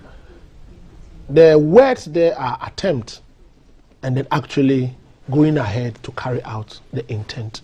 But what we need to understand is that our Constitution guarantees fair trial. And in our Constitution under Article 19, you are innocent until proven guilty. So the gentleman has all his lawyers around. He will be given all the rights. He will be tried. And if he's found guilty, then they will pronounce the required punishment. But let me say that we should all be very careful and measured in our utterances, because you can have freedom of speech, but freedom of speech should not affect the national territorial integrity of the Republic of Ghana, especially looking at what is happening in the sub-region. The security and intelligence services are high alert. They are expected to apply the laws as they are. The other advice I would want to give is also about the lawyers who are defending Oliver. The lawyers, the forum for the case is the courtroom. You don't do media trial. When you do media trial, you raise unnecessary tensions. In fact, it is against the Legal Professional Act for you to go out and discuss cases that are in court. Yesterday, I heard some of the lawyers and other commentators raising issues about even the forum, that the police knew that when they go to the district court will not have the power to grant him bail, and they went there. You see, once they went there, it is the duty of his lawyers to raise a preliminary objection on jurisdiction. When you slip on your right, it is not the duty of the judge to direct you. Secondly, I heard people talking about the offense, that until yesterday, the offense of treason felony did not come up. But we should also know that criminal offenses are offenses against the state. The state has every right to change the charge or prefer the charge as many times as they want. The disposition of the defense counsel is to prepare yourself to defend your counsel, your client, on any charge that is preferred against your client. So then, if you are going into such a case, you need your Criminal Offences Act, you need the Criminal Procedure Act, you need your Constitution, so that whatever happens, you're ready. You are ready. But you don't go in there and then come out complaining to the public. What do we do? So people must understand that it is fresh. We should be measured in our utterances. We should know that there are laws in this country. And Kafui, people must even know that it is an offense to beg in Ghana. Under the Begging Act, you are not supposed to beg. When you beg, a policeman can arrest you without warrant. People don't know this. There are laws in this country. And he's just been accused. He will be tried. If the police or the judges find something to incriminate him, he will be convicted. But it is early days yet, except that we should all be measured with our utterance. We should be very careful about what we say, because what we say can create problems for us. Before I bring in Professor Malto, one quick point on the time that Mr. Bakavoma was spent in custody before he appeared in court. It appears that it was 52 hours instead of the 48 hours. Now we hear the police saying they applied to Chief Justice, but they didn't get any response. So that's how come they held the man longer than the 48 hours. What's your comment on that as a lawyer? There are two issues there. The 48-hour rule applies, yes. But we should also understand that the 48-hour rule can apply in exceptional cases. This was a weekend on a Sunday. I've heard people saying that the law allows an application to be made to the Chief Justice for the court to sit on Sundays. Yes, it is there. But how about if the Chief Justice had traveled out of the country? How about if the system is not ready within that period? So I can understand the seemingly violation of the 48-hour rule, but you can also understand the difficulty of the police because it was a Sunday, they made the application and they didn't get any response, so they can't be blamed. What we need to do going forward is that the judiciary must also be responsive and then ensure that as and when they receive these requests, they treat it with some level of safety. The systems must be put in place in such a way that the fair trial requirement under Article 19 is given, is operationalized, because in these cases, any attempt to prevent the person from receiving a fair trial can create problems for all of us as a country. So I will not fault the police. They did what they are supposed to do. But again, his lawyers knows what to do, even when they fail to comply with the 48-hour rule. Okay. Good. All right. Thank you very much, Dr. Sang. Prof. Malto, I'm just curious about your views on the developments of this case since Saturday up until now. All right. It's unfortunate we are where we are today, but just as we all know, this is a country made up of several people, and you have people coming from all backgrounds. I'm a bit surprised knowing Vomawo. He's a lawyer by profession, and he knows the consequences of what the statement he made. Okay.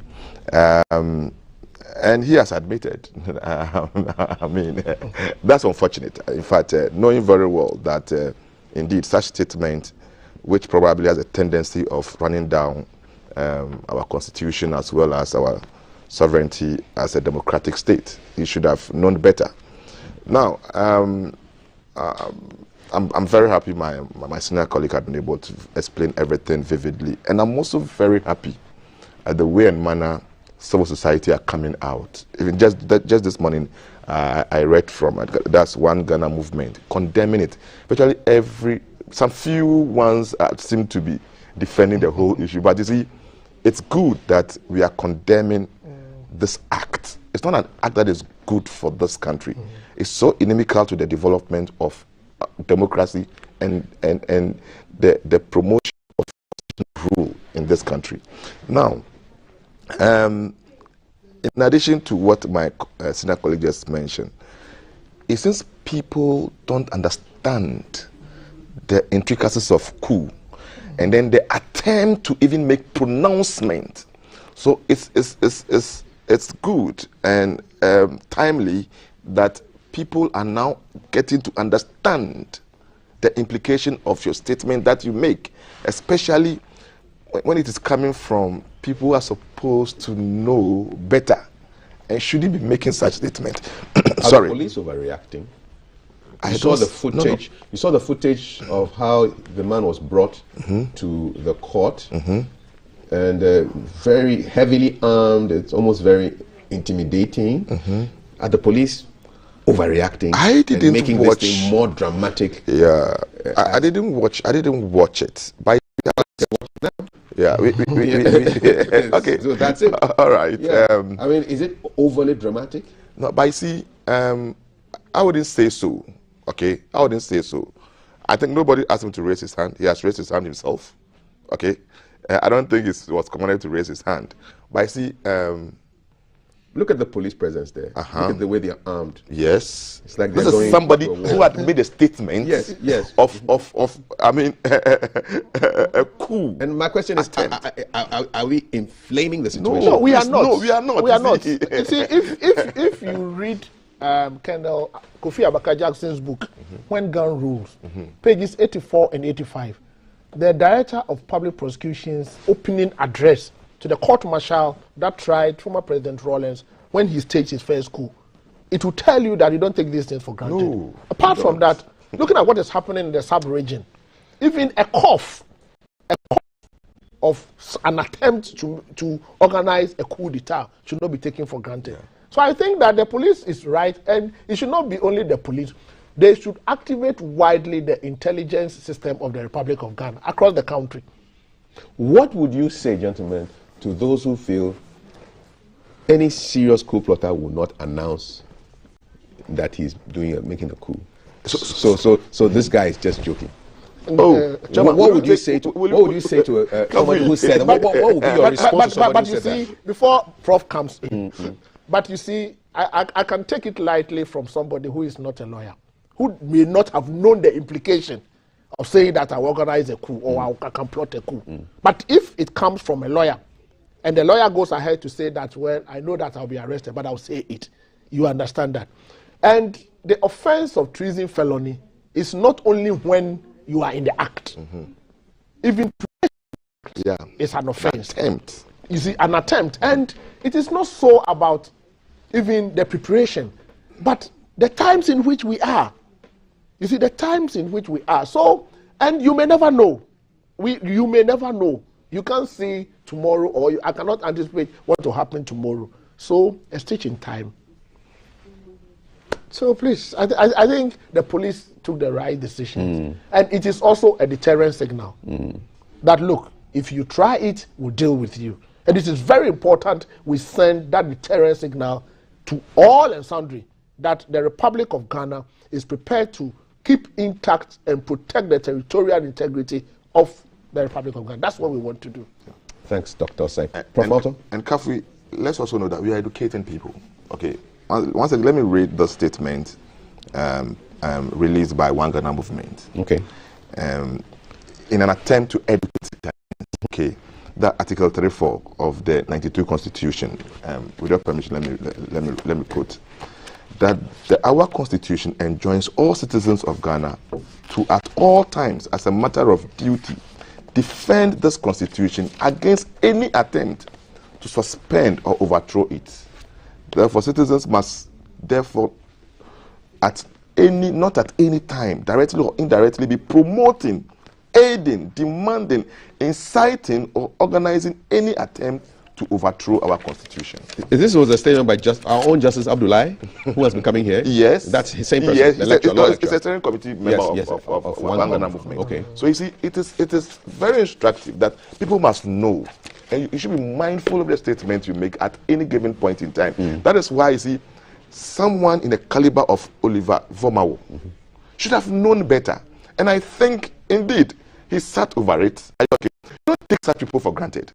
Knowing very well, on his own Facebook page, are you okay, telling people that, look, if the army does not do it, I will do it. So that's a serious threat. And you can't do this in any serious country. No.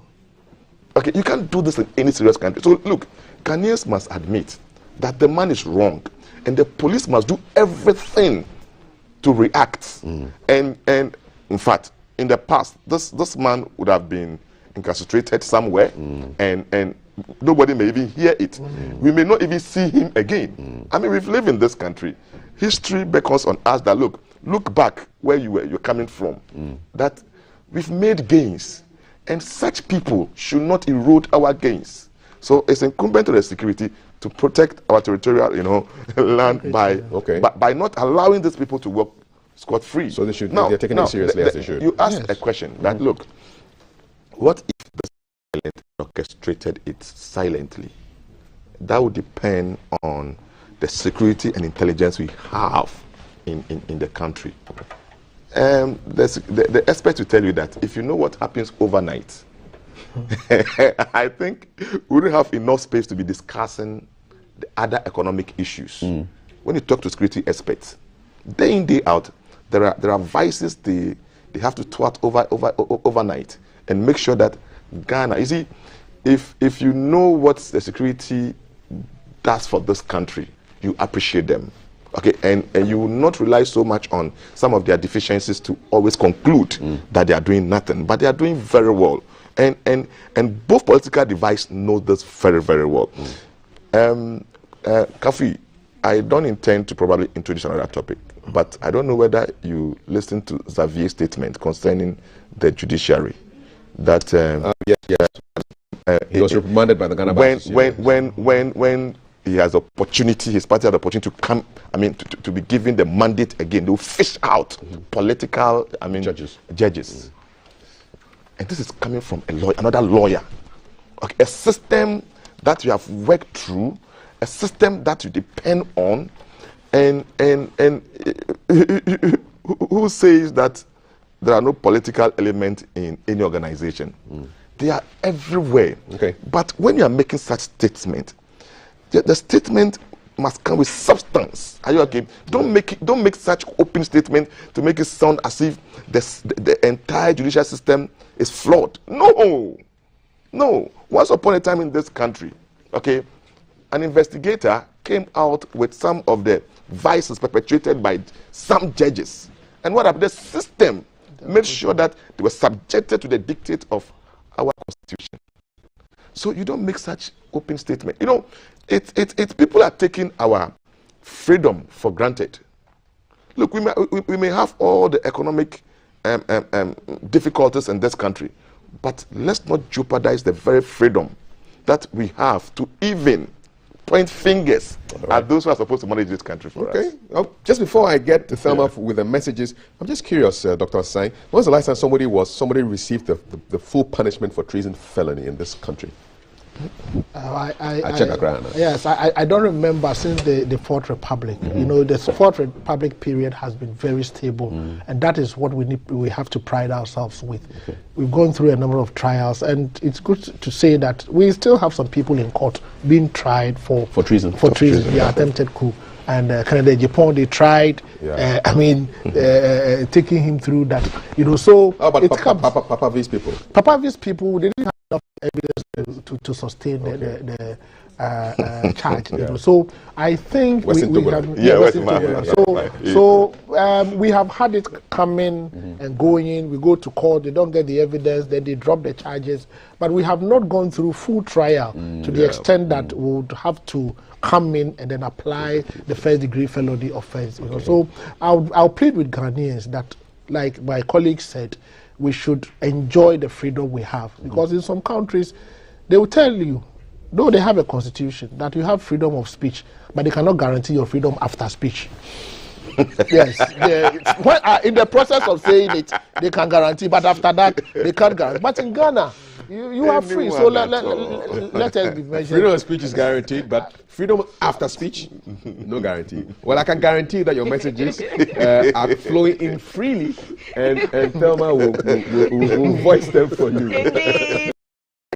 Are reflecting a lot of what you're saying.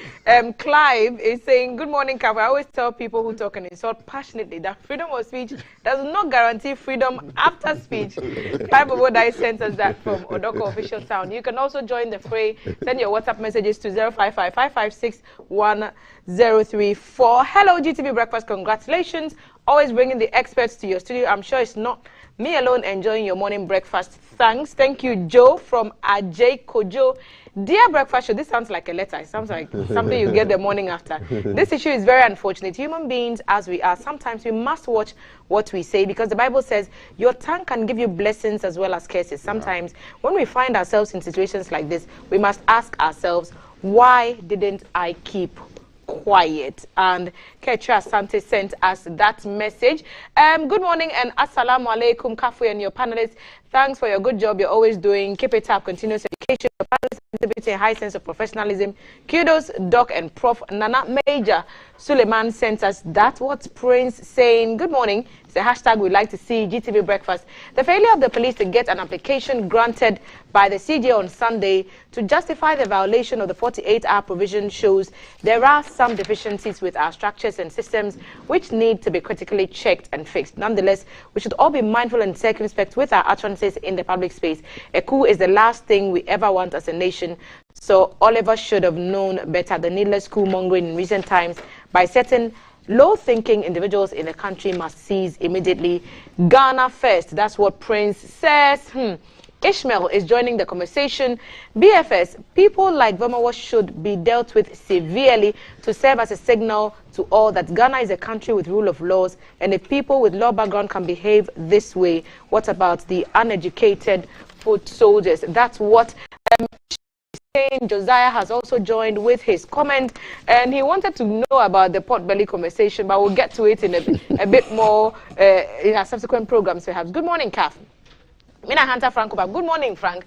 We hope you and the missus had a great time yesterday. One of our winners from our couples look alike. He's saying, Dr. Azar and Prof. Mauto, dealing with this treason felony issue, many people in Ghana, for that matter, the political space, should be dealt with without bias. If not today, I never knew begging is a crime. Ghana government on my mind. Mina Hunter Franco, Bab. Throwing jabs everywhere from new Edubiase. Let's see what. I'll send the burden and destitute actually. Good morning, GTV. Thanks for the marvelous work you are doing for Mother Ghana. Thank you. Leviticus Powers. It is in the abundance of the heart that the mouth confesses, and that's what you are saying across our WhatsApp platform. Keep the messages coming in. Let's see if I can pick perhaps one more from Bright DC. I support the statement of the I don't support, the statement of Mr. Vomo, but it's coherent that the police has intentionally breached the rights of Mr. Vomo. Please ask Dr. Eric that, is he congratulating the police for the breach of rights? Let's be bold enough to speak the truth. This is unfair. Bright is saying this from Dansoman. So you see, last minute, everybody's asking their question. Good morning, Kaf. We have to deal with this issue seriously. So it's in court. Today, people in Sudan who hailed the coup d'etat are now suffering. Why must we wish that for our country? Zubeiru is asking, Belinda Jekum, when will we check our mouth? Oh, we should know the way we speak. Echo says, I'm not begging again. Good morning. And that's the last message for now. Back to you, Kaf. It's a crime, man. You guys are great, man. Not begging again, eh? No. But it's part of our language. I beg. We always say I beg. It's not begging again. So this is an interesting. So maybe he watched a cool movie and it had an effect on him, like Prison Break. Maxwell from Dakuma. So Maxwell is still on our movies and its effect on our lives conversation. So maybe he watched a cool movie. Please don't watch cool movie. Don't be mean. He's probably watching GTV from custody. Please make him happy. Okay, Cap. Thank you so much. You're welcome. Yes, indeed. Hashtag GTV Breakfast across social media and live on Facebook and YouTube. And our WhatsApp number is 055-556-1034. Occupy Ghana will occupy the studio. Sydney Casely Hayford will be here with Thelma to talk about issues concerning the E-levy. So that's a conversation in the next hour. We've also got our Keep an Eye segment, and Valerie will be chatting with either Jay or Alan to talk about what's happening where they are. My guests this morning are Dr. Eric Odro Osai. He's the Director General of the Internal Audit Agency. He's both a lawyer and an accountant. Is that correct? And Professor John Kokumauto, Dean for the School of Graduate Studies, UPSA. He's an accountant and a professor. Is that correct? Yeah. It be so. And just before I bring Valerie on, one of the commenters was asking Dr. Osai whether you were congratulating the police for violating the 48-hour rule. That's the last thing I would do. I would never congratulate the police if they violate the rights of a citizen of Ghana, because that on its own is against the Constitution. What I'm saying is that if there are structural deficiencies in our justice delivery system, let us resolve it. So we'll continue to, at all times, adhere to the tenets of the 1992 Constitution. Okay, so you're not congratulating them I would never. Going 4 hours above the limit? As a lawyer, I would insist that they do the right thing. Okay, all righty. Okay, I think we can now just dash off to, well, I'll pause for a while and hopefully I'll get through to her. But a couple of headlines. So Lamashugu is in the news. So this was something that happened a couple of days ago, resulting in the death of one person and injury to 4. So if you may recall, the police and residents of Lamashego in Tamale in the northern region clashed after police personnel allegedly shot a young man who was reported to be driving an unregistered car and who refused to stop after several attempts by the police to stop him. So the incident was said to have resulted in the burning of car tires and wood on some major highways in Tamale. This supposed driver sped to the Lamashego chief's palace, but the police chased him there and shot him in the abdomen and died. The youth of the area, on hearing the news, besieged the police station and began to throw stones at the police personnel on duty. Police called for backup, which resulted in some sporadic shooting. 3 other persons, including a minor, also reported to have been hit by bullets. They are all receiving treatment at the Tamale Teaching Hospital. 6 cops are in trouble as a result of this. I'll get your thoughts on this after we dash off to Keep an Eye with Valerie. Welcome to the side. And so quickly we are going to be dashing off with Alan. Alan is at the Kwame Nkrumah Science Museum and he has interesting stuff for us. We've seen a fetus already. So yeah, let's let Alan do his thing. Alan, hi. Thank you for joining us. What can you report and what's happening? It's been ages since I walked this walkway.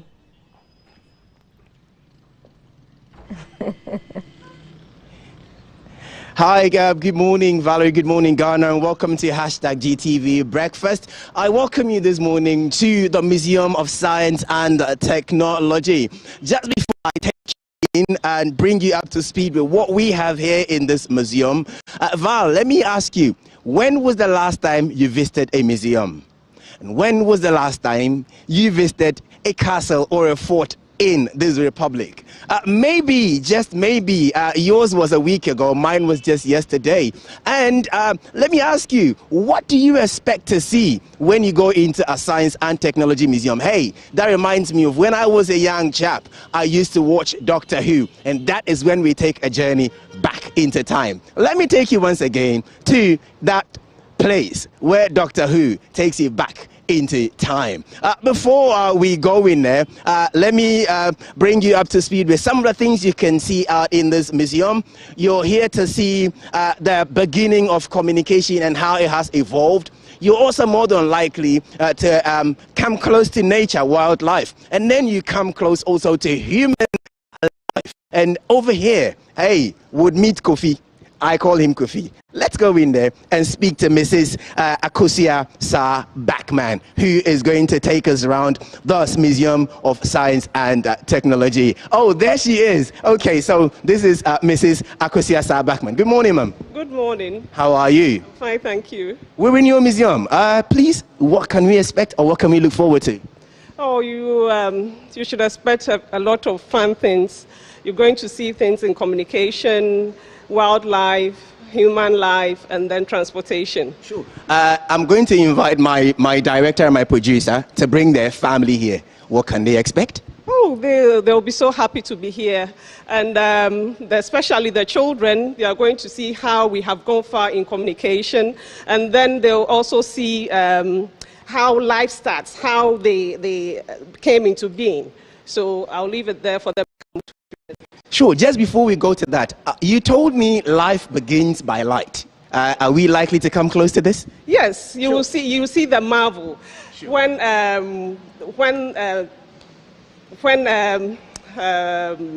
the conception begins? The conception doesn't begin until there's a spark of light. Wow. Yes, wow. So when we get there, you'll see it. So I started by light. I came to this life by light. Okay, without so light, you wouldn't have been formed. Thank you. This is where we're starting from. Yes. What do you call this place? This section is the communication section. So it will take you through how communication has evolved. It started from the drums. Drum in communication? Yes, drums in communication. Tell us more. Yes, that's what you used before technology. Drums, when you hear the drums beating or the gong beating, it communicates you to meet at the palace or wherever. Yes, okay. It's a sign that you are being called to come. And this... Okay. So from the drums, yes, then came the telegraph. The telegraph? Telegraph. Okay. Yes. Okay. Okay. The telegraph, that's when the telegraph came into being. And the first telegraph line was in 1881 in Cape Coast. Right, so yes. The first telegraph yes. came into Ghana in... 1881.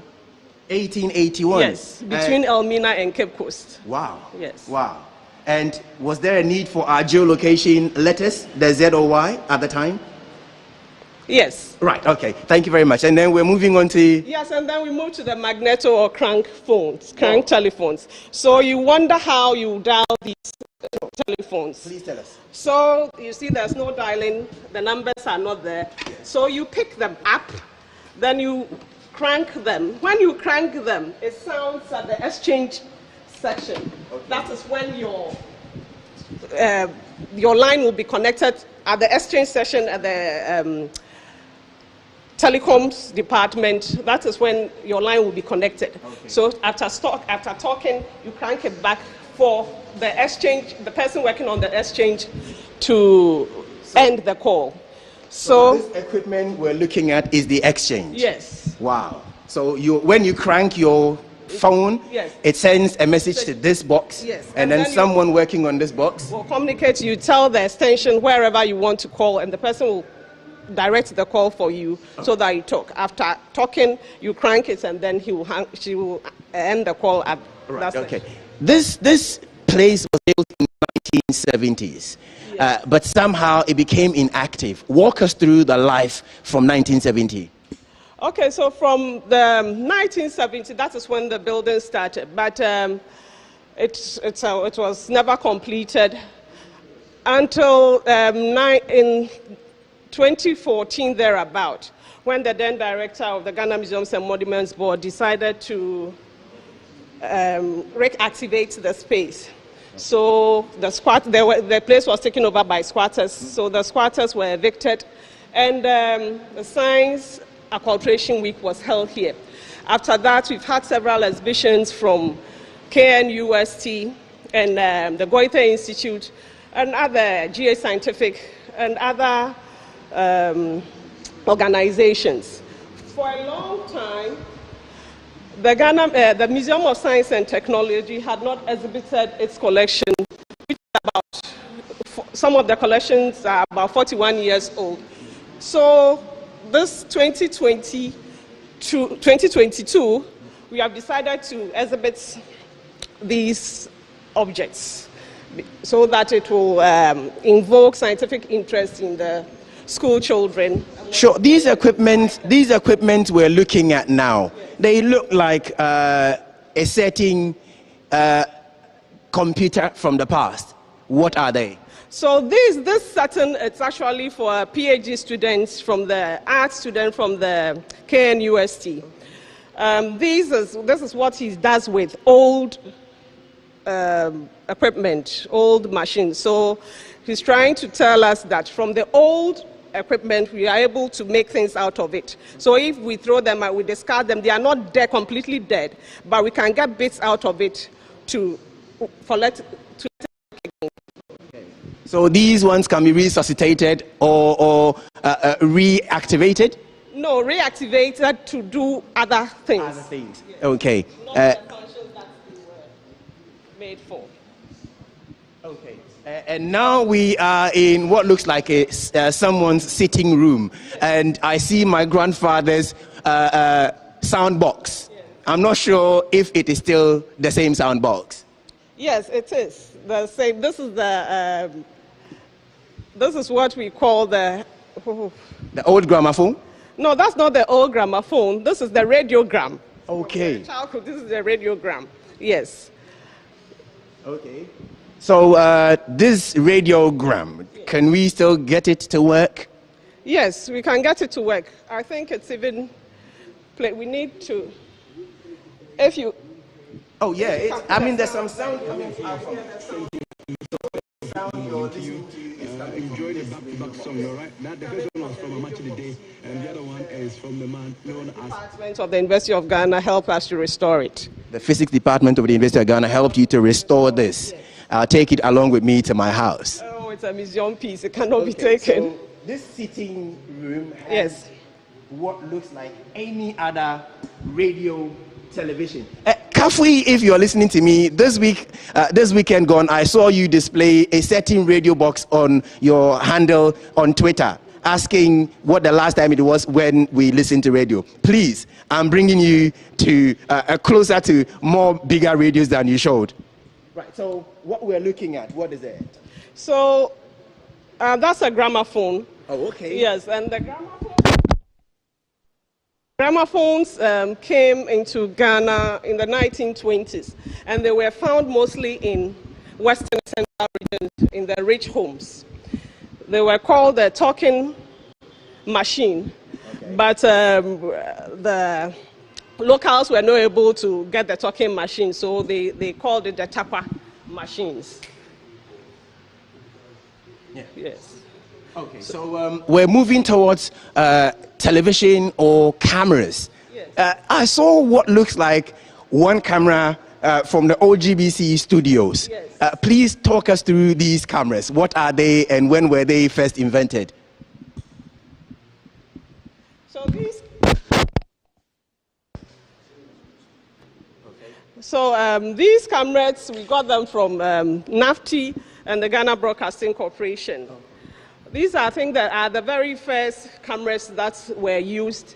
I'm not sure about the date they were invented, but they came into our system in the early 1980s. Wow. Yes. Wow. These look like they're really very old cameras. I'm not sure whether I can date them, but yeah, thank you very much. Okay, so we're now going to move towards wildlife. We're going to move towards wildlife, and if you can talk us through what we're looking at, is this some kind of evolution, or it is really the beginning of wildlife? I would not say this is the beginning of wildlife, but this is wildlife, because these species you see are marine species. All of them come from the sea. Yes, all of them come from the ocean, and we've had them here for about 40 years. They were donated by the Ghana Fisheries Corporation. Okay. By then, yes. What we're seeing up here, what is this? This particular huge bone? Yes, this is the upper jaw bone of the sperm whale. Okay. Yes, so this was found on the shores of Accra, and the upper jaw bone of the sperm whale is really the sperm whales are really very huge whales, and the whales are found in the Gulf of Guinea. That's why there was a possibility there's a possibility that we have it here. Okay. Because the whales usually travel from South Africa to the UK. Okay. So I think through their travels, maybe something happened and it died, and we got it. Okay, let's quickly move towards human biology, and we're going to end up on that part of the museum. We're going to start with the young man I called Kofi. If you could bring us to Kofi, and then we will end up on Kofi. What I see here is the spark of life discovered. Please talk us through that. Yes, the spark of life discovered tells us how conception starts. Scientists have they've gotten to know that whenever conception starts, there's a spark of light. So if you look at the panel here, you see that the 00 is when the sperm meets the egg, and for about 26 seconds, there's a spark of light. That is why you see the lemon green light around it. That is that is conception, when the embryo forms, and then as the light, yes, you can see that it's really forming well. Right. And then 1 minute 30 seconds. Right. 1 minute 30 seconds, it has settled, the light is around it, it has really formed well. Yeah. So without the spark of light, there won't be conception. Okay.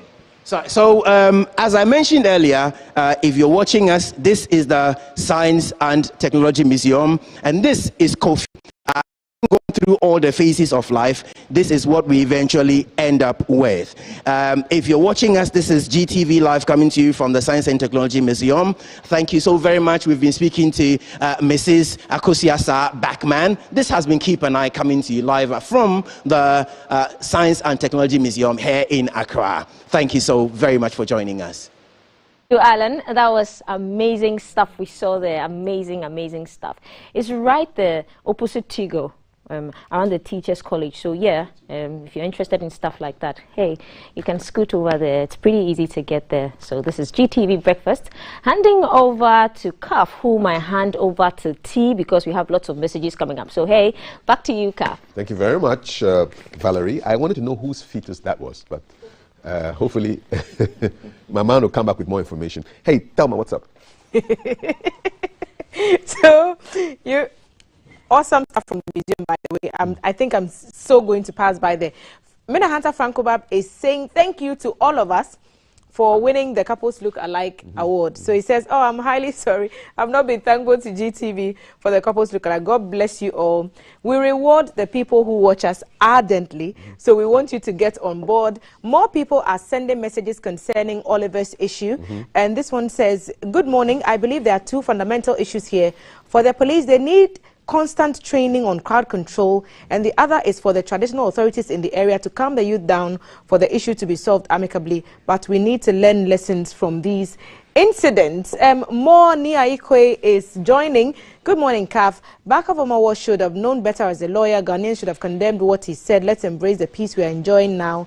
Nia Ikwe sent us that from Waja Joma Quarters. What's John saying? Please, so broadcasting is age. Okay, so we have heard what you're saying, John.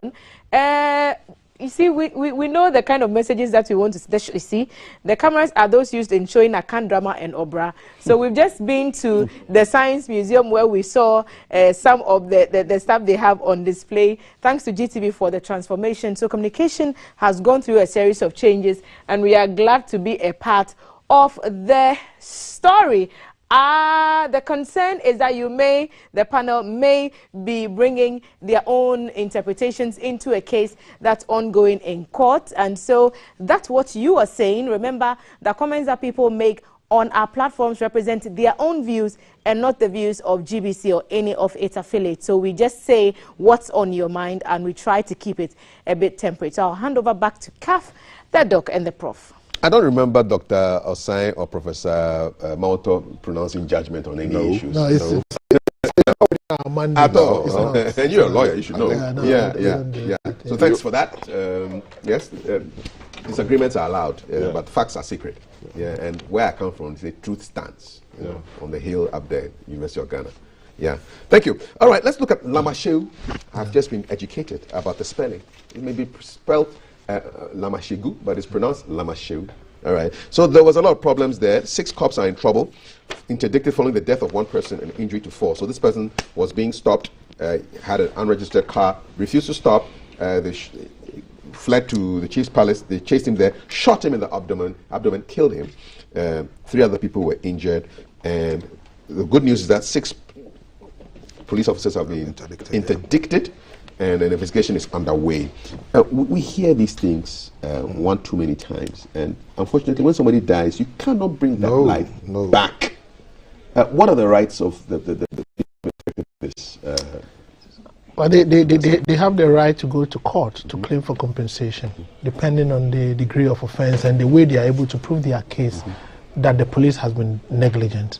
But again, as citizens, we should also respect the fact that the law enforcement agencies have the right to stop us. I am a witness to a number of instances where the police would stop a vehicle, they would just drive off. You know, so when the policeman stops you, it is one of 2 things. Either there is a danger ahead, so be careful, or it is one of the security snap checks that they want to do. So we should be mindful of that. And then again, the police also, please be careful about shooting. If you are chasing somebody and the person runs into a chief's palace, it means it is an acknowledgement that, look, I'm doing what is not good. I've run for refuge.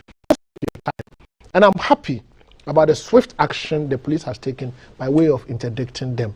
Both ways, I think that we should have been a little bit careful and cautious. So citizens, let us obey the police. When they stop us, let us stop. After all, they are there to protect life and property. Police, also be very careful in reacting, because it can create problems for you. The police administration, do not let it end at interdiction. Investigate it thoroughly. Let the citizens know the actions you take if you find out that they were very negligent, and go ahead to compensate the families before they even take you to court. Prof. Moto, have you ever been involved in a case where you had some issue dealings with the police? And I'm just curious. Severally. I think during my school days, leading a number of demonstrations. Yes. How were you? I spent about 3 hours in the custody of the police. Oh, okay. All right. Yeah. Okay. Yeah, very active in student politics by then. Okay. So let's get our northern regional correspondent to give us an update on what's happening, and I'll get your stories from you. Mutala Issa represents us in the northern region, and he's on the line right now to give us an update on the Lamasheu incident. Mutala, salam alaikum. Walaikum salam. How are you doing? Very well, yourself. Alhamdulillah, I'm fine. Tell me what's the latest with Lamasheu? So you might have read a police statement that says that they have dispatched some experts from Accra, investigators and professional standards people, and conclude investigations into the matter. So these personnel arrived in town yesterday. I am told they started work immediately and they will continue today. As I speak, we are unable to talk to them directly. Just the sources within the police who are giving us further information indicating that they are working and they are serious about what's happened, and people within town generally are asking that the police make whatever findings come up with public. They are asking this because we've had, over the last 24 months or less, we've had similar incidents happen here. We've heard of interdictment. We've heard of policemen being investigated, but nobody heard what happened to them after such investigations. And the public thinks that until they get to know what the findings of these personnel are, they do not believe in whatever they are here to do. Their perception is that they are here to calm down tensions, and as soon as everybody stops talking about this, they will go back to Accra and things will become just as normal as it was before this clash. Mutala, we know that the youth were not happy and they had to be restrained to prevent them from causing any harm. What's the mood right now at Lamasheu? They are calm, but people are still angry. Even though they are not expressing that anger on the streets, I know they are angry. Even the chief of Lamashegu yesterday was visibly angry. He was addressing the Regional Security Council at a point out of anger. He stood up, and that was a serious sin that happened yesterday. The police, together with the Regional Security Council, left the palace under some considerable tension yesterday. So there's still anger. Even though Harun Idrisu, the minority leader, and some chiefs within the region have been able to impress upon them not to go onto the streets and express this anger. The gentleman who unfortunately lost his life, has he been buried? As we speak, no, not yet. As at yesterday, the parents told us that they were appealing. In fact, the chief of Lamashegu also appealed that they release the body to them to have the boy buried in accordance with Islamic custom. But as at the time I left town yesterday, no, he was not yet buried.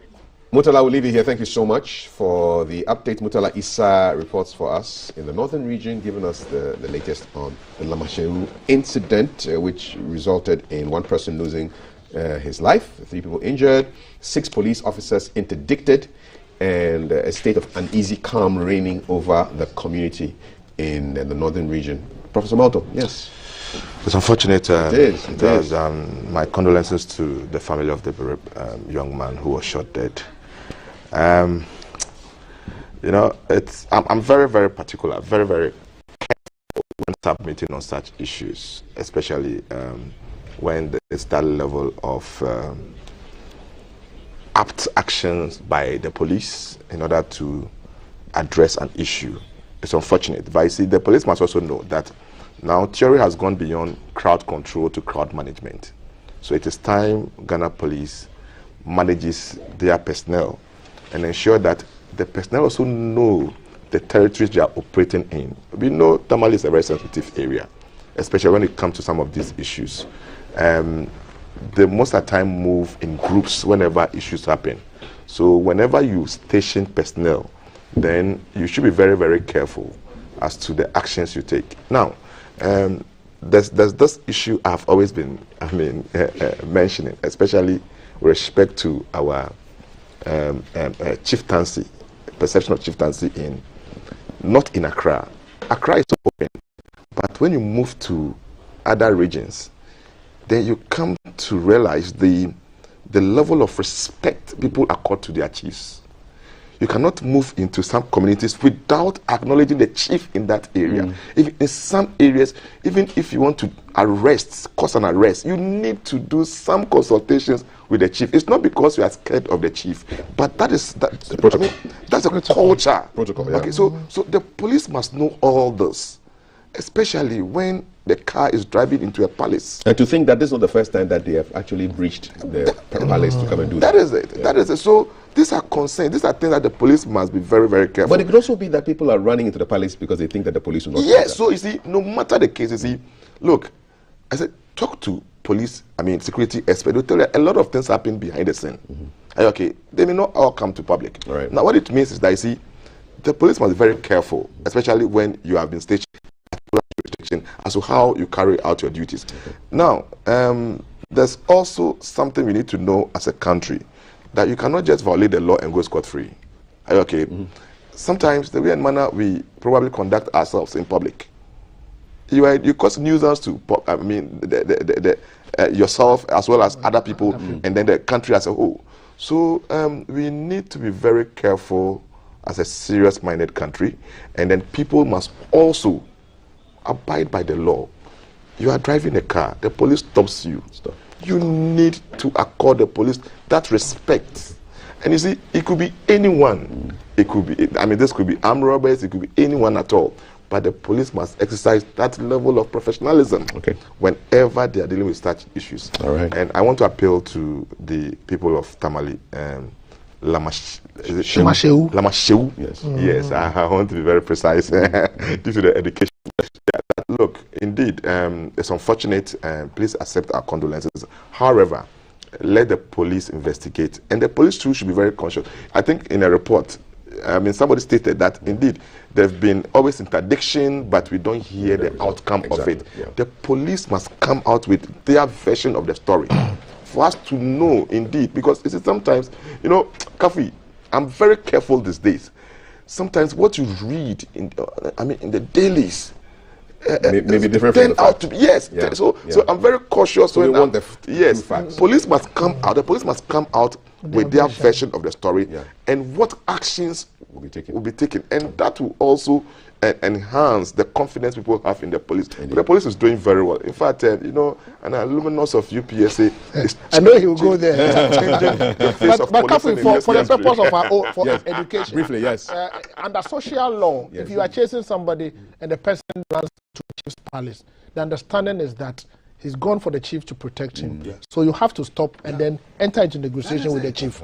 Under international law, if you are being chased and you enter into the embassy of a country, maybe you enter into the embassy of the Republic of Togo, it is deemed that you are there in Togo. So they should not pursue you there. So people must understand these dynamics, and if the police need further training, they should do retraining and continue professional development in this regard. They are there to protect us, and we hold them so high. Thank you so much. Beautiful education right there. Now we just want to touch on something that Professor Malto talked about briefly concerning some statements that Mr. Francis Xavier Susu, MP for Madina, made, which were condemned by the Ghana Bar Association, his mother organization. Francis Susu has responded, but before we hear his response, let's find out what the Ghana Bar Association said, and Tama will get that to us right now. Okay, so the Ghana Bar Association issued a statement over the interview granted by Francis Xavier Sosu, who is a member of parliament for Medina constituency. And the statement reads, the Ghana Bar Association GBA has noted with disquiet and grave disappointment the assertion by Francis Xavier Sosu Esquire that some judges are political judges. The said assertion by Francis Xavier Sosu, member of parliament for the Medina constituency, was made during an interview he granted the media and is contained in a video that is available on social media. In the interview, lawyer Francis Xavier Sosu seemed to have suggested that the tenure of office of judges is tied to the tenure of political regime under which the judges are appointed, and further that political judges will be treated politically. He also said that political judges would lose their offices when the political regimes whose bidding such judges do are no longer in power. The GBA finds the assertion by Francis Xavier Sosu Esquire very unprofessional, unfortunate, irresponsible, and distasteful, and seems marks of deep-seated ignorance as the tenure of judges per the Constitution 1992 and other relevant laws is never in any way whatsoever tied to the tenure of the political regime under which judges are appointed. Judges, unlike political office holders, are not elected into office. Hence, it is reckless for anybody to give the slightest suggestion that the tenure of judges are linked to the tenure of the political regimes under which judges are appointed. The Legal Profession, Professional Conduct and Etiquette Rules 2020 LI 2423 forbids a lawyer from making a statement about political and legal officials which the lawyer knows to be false or with reckless disregard for its truth or falsity concerning the qualification and integrity of judicial and legal officials. So it goes on to quote the rules, Rule 52 of LI 2423, and it makes other suggestions. But perhaps the core of the message has been captured in the upper part of this statement. So 52 here, and it's saying what the lawyer should know and what the lawyer should not know.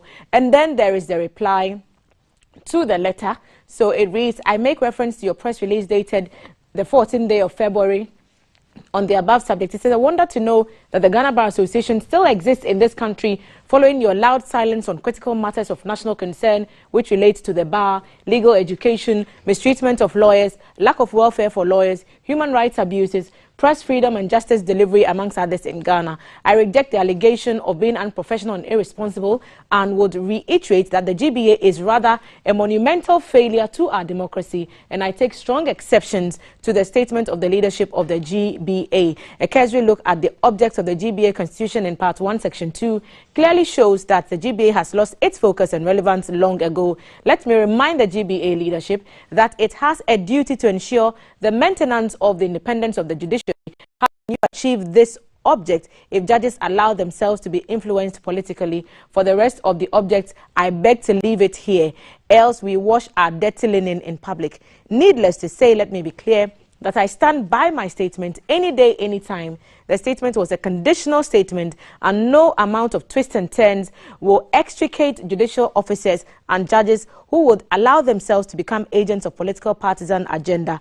Very respectfully, the leadership of the GBA have sought to create a false impression by their misguided release, asserting that judges would lose their jobs when the party that appointed them loses power. This rather reflects the leadership's misunderstanding of the statement I made. My statement was clear, and I quote, if you are a political judge, you will be dealt with politically. Judges owe a duty to the Constitution of the Republic of Ghana and the laws of Ghana. If a judge allows him or herself to become an agent of a political party, the tenure of the said judge will run with the political parties they favor. This statement must be the reality of every Ghanaian who believes in rule of law and fidelity to the coat of arms, the 1992 Constitution, and the judicial oath taken by the judges. Lots of English there.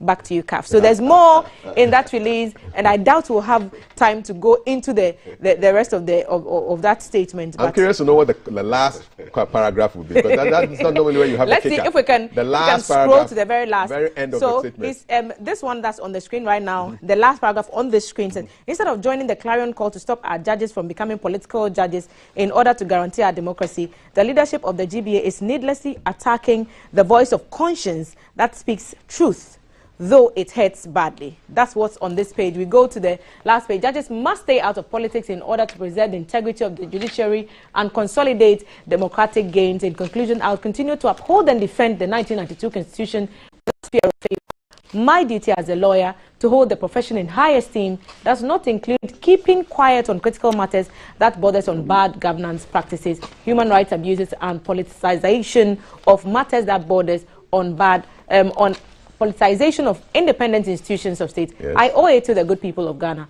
and the good people of Medina who gave me a chance to serve them as their member of parliament. My statement was very clear, and let me say in the words of Bob Marley, who the cap fits, let him wear it. Signed, Honorable Francis Xavier Sasso Esquire, Medina MP, public interest lawyer and deputy ranking member of Constitutional, Legal and Parliamentary Affairs Committee.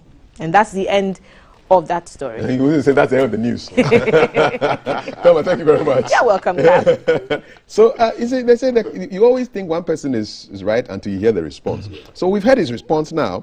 Dr. Sain, what's going on here? You people are fighting amongst yourselves. No, we are not fighting.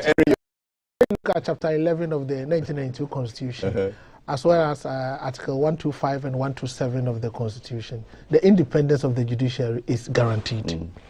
The judges do not hold their positions to a political power, political office. No, they are not. The officers are not coterminous with that of the ruling government. So that statement is there. But my challenge is his attack on the Ghana Bar Association. I think that if we have, in a country of rule of law, if you have a challenge with the way a judge has conducted himself or herself, you go to court. And I would strongly encourage my colleague, Honorable Susu, to go to court if he has any evidence to suggest that judges are being political lawyers, political judges. And I think that's the best way to go. I always encourage people to rather use the law. Court of public opinion will not help. Trial in the media will not help. We are all lawyers and we know what is right and what is wrong. So I would encourage him strongly, if he has any evidence to support what the claim he's making, it is not to write, it is not to say it. You can go to court, and that is the rule of law. So all such well-meaning Ghanaians who think that they are protecting and defending the Constitution would have to go to court. Otherwise, they should keep their mouths shut, because those who are not lawyers are being confused and are being misinformed, and we cannot bear the repercussions. I understand that the independence of the Constitution is guaranteed. I understand that no judge holds his or her position by virtue of a political authority. No. Government will come, government will go. A high court judge will be a high court judge. A magistrate judge will be a magistrate will be a magistrate. A Supreme Court judge will be a Supreme Court judge. So we obviously know that it is not true. But if you think a particular judge is being political in the way that particular judge administers justice, that on its own is a professional misconduct which violates the code of conduct or ethics of the profession of that particular judge. You can go to court. So we should always test the law rather than ranting, coming out with letters, accusations, and counter-accusations. GBA, if you think you have an issue with Susu, drag him before the disciplinary committee, and that will be it. This writing will not help. We confuse the public, and I think it is not the best. Word to the wise. Is enough. Prof, last word. That's the beauty of democracy. Yeah, he's your MP in your area. Oh, that's my MP. That's your MP. That's my MP. UPSC MP.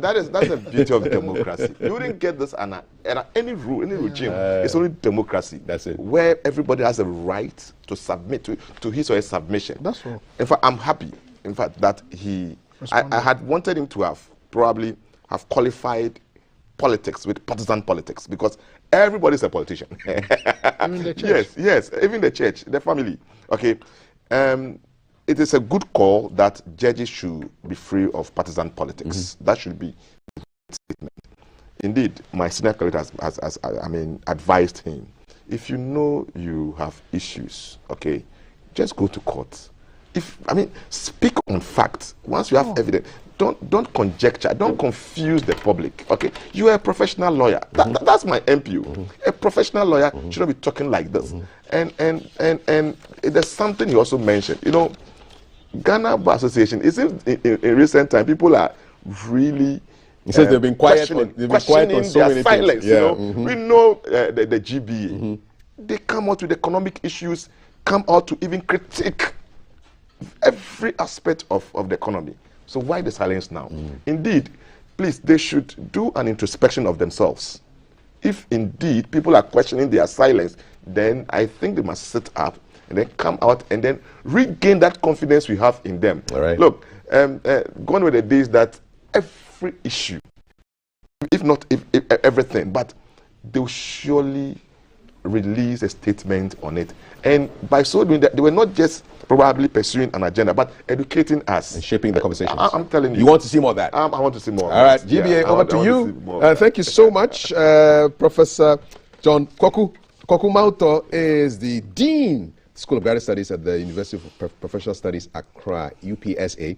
And he was joined by Dr. Eric Odro Osai, who's the Director General of the Internal Audit Agency, a governance expert, lawyer, accountant. Gentlemen, good to have you all here. Wish you the very best for the day. We'll organize some chocolates for you. You can't leave here without chocolate. It's the whole chocolate week. I'm not doing it. I'm dealing in Apple right now. That's right. That's right. While my mouth is being occupied with apples, we have Occupy Ghana coming here pretty soon to talk about E-levy. Stay with us. Live from GB. This is the Breakfast Show.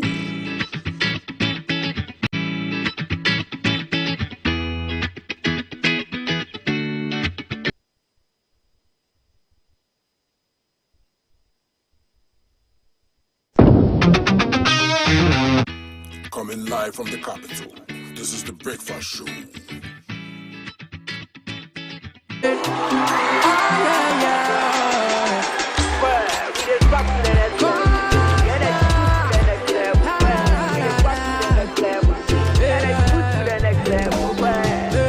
When you need a shoulder to cry, run on my pampers, so we try our suicide.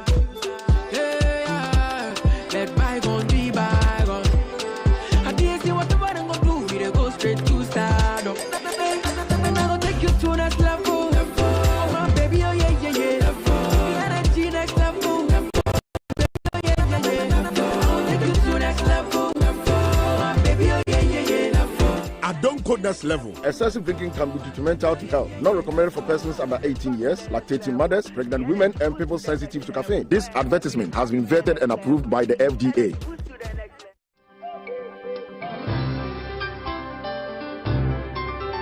Oh, today he has been extra sweet, and the way he looks at me.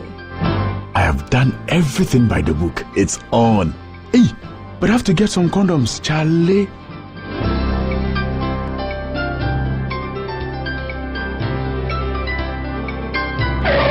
Using a condom will protect you and your partner from HIV, STIs, and unplanned pregnancy. Condoms are an effective way for protection against HIV infection. Don't take risks. Use a condom every time.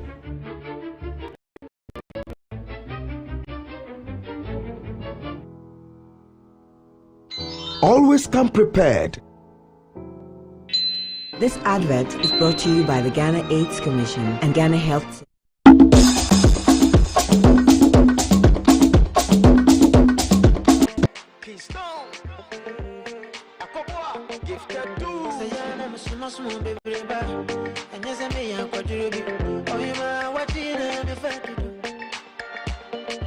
Coming live from the capital. This is the Breakfast Show.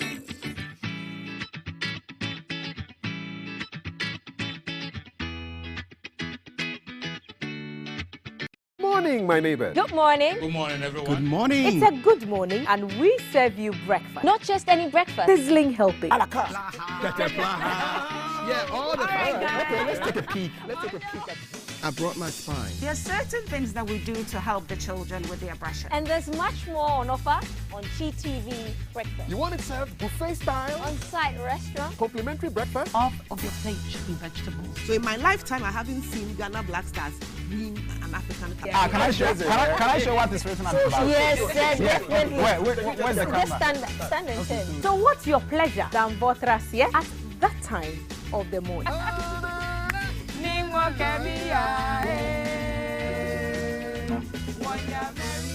So never skip breakfast. On GTV Breakfast. From Monday to Friday at 6 a.m. We've got you covered with a trusted team.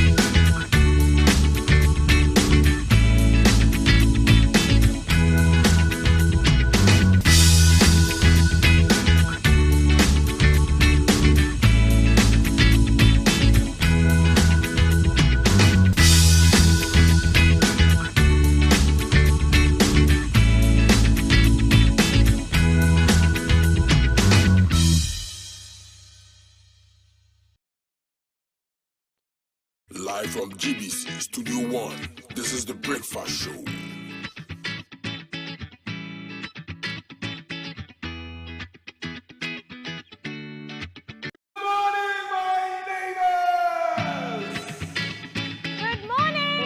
Good morning. It's a good morning, and we serve you breakfast. Not just any breakfast. Sizzling helping. And there's much more on offer on GTV Breakfast. So what's your pleasure than votras at that time of the morning? You want it served buffet style, complimentary breakfast? On-site restaurant. Or room service? We've got you covered. From Monday to Friday at 6 a.m. With a trusted team. So never skip breakfast. On GTV Breakfast.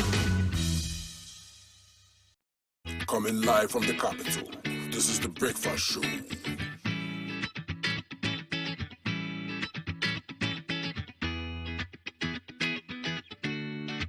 Good morning. Thank you so much. So welcome to Keep an Eye, still hashtag GTV Breakfast. This morning I'm bringing you updates from Ofoegono, a community here in Teshi. And of course, if you can see, the road is in such a terrible state. And not only that, for some time now, the contractor tasked to fix the road was fixing the drains. And because of that, he cut a pipeline that's affected the residents here. Owing to this, for some time now, the residents here haven't had water for months. So they reached out to the Keep an Eye team, and this morning we're here to find out what exactly, if they've had any feedback as to when the water or their situation is going to change. What happens is those on the other side have water, but those on my right have water, but those on my left do not. And that's the situation for those on the Opogono side. That's the situation they're facing now. One of the residents who reached out to the team goes by name Emmanuel Ni Anyango. Okay, Emmanuel Ni, that's what I'm going to say. I won't call myself too much. Good morning, sir. Welcome. Yeah, thank you. How are you doing this morning, sir? His grace is sufficient. Okay. So tell us, what is the situation now? Well, in every community, okay, one becomes happy when he sees development going on in the area, and every useful citizen will also join, to that train. We saw this youth drain works going on, and we were all happy. In fact, it has been a consolation for us because years back, our road network is very bad, so you don't get cars coming in or taxis running here when the rain falls. Yeah. So our consolation was a huge drain when we saw it coming. But unfortunately, it has tended to be a disaster, to some of us, in the sense that the road, as you can see, is not motorable. It's affecting the businesses of these people around. Car doesn't ply here that much. And on top of all is our water supply problem. Tell me about the water supply. How long has that been going on? Yeah, it's since October. Oh, wow. Yeah, they started a youth drain somewhere October, and till date we are still suffering with that problem. What exactly happened? They were fixing the youth drain and the line cut. What exactly happened? Yeah, the corridors of the youth drain fell directly on the pipelines. So then they have to remove the all and pave way for the youth drain to be constructed. We were told by the contractor that they'll be fixing it as soon as the youth drain is finished. But till date, we can see it's completed, but then the taps are not flowing. We've made several attempts for them to come and restore, but it hasn't worked out. That's our problem over here. What is the particular challenge with that? Because he's finished. What about the Ghana Water Company? Have they been alerted to this situation? Can they come and just reconnect you? Yeah, they've been alerted, and well, from a reliable source, I learned they say the contractor is the one who has to pay for the expenses of the fixing of the pipes. Oh, okay. And the contractor too, since demobilizing for the Christmas break, has not returned to site yet. And so we don't know where we stand now. So our call to GTV to come to our aid is to alert the government. At least it should fix our road for us. In fact, we are so grateful when we saw the youth drain running across. We know after the drain, then the roadworks will also follow. But unfortunately, it has come to that state. So we call upon the government. The MP of the area too has done so well because he came and hit the ground for the project to start or to take off. So we appreciate his effort. That also goes to the road and highway, and also as a whole. They need to come in. Yeah, they need to come back and then fix it for us. As soon as possible. Things are so bad for us. Yeah. And as a resident here, I've lived here over 10 years, almost 20 years. This has been the state of affairs.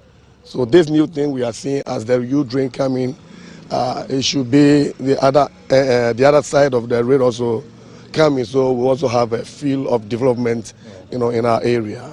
Okay. Thank you so much, Emmanuel. Okay, so they haven't had water for some months now. They are pleading to the government, the contractor, everybody to come and fix this. Fortunately, we've been joined by the Honorable Assembly Member for the area, Jonathan Ayetosowa. Honorable, can you give us a few words? What do you know about the situation right now? Good morning to the people of Okwegono. I'm very grateful to be here this morning. I'm very grateful for the contractors who are working. They are very hard working, fast. I was informed by the community people about their pipes. But since they started work, they cannot get water.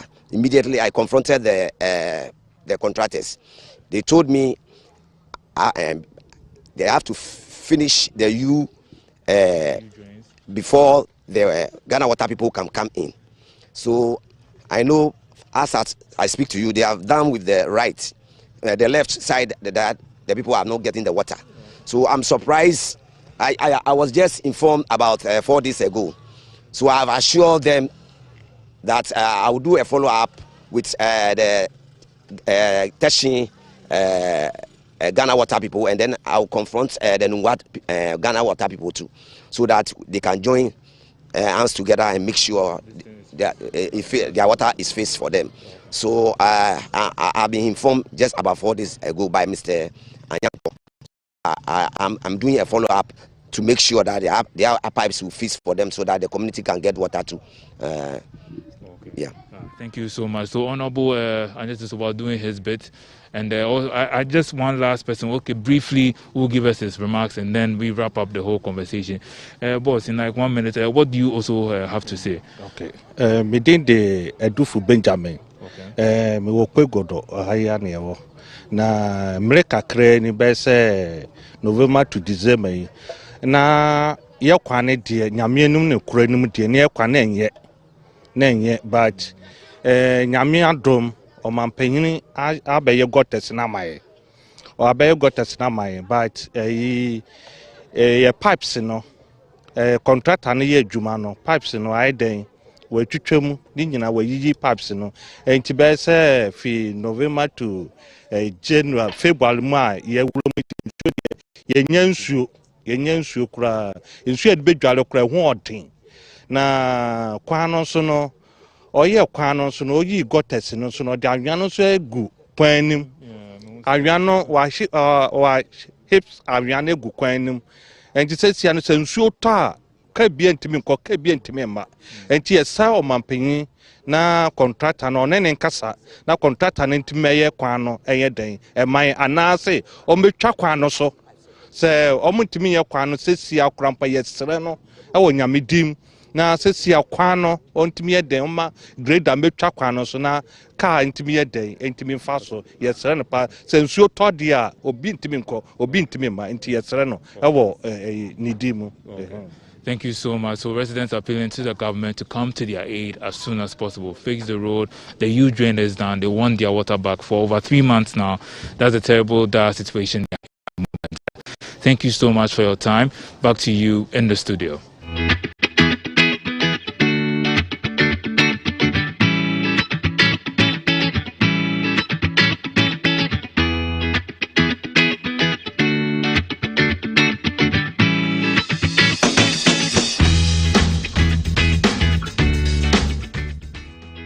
From GBC Studio 1, this is the Breakfast Show.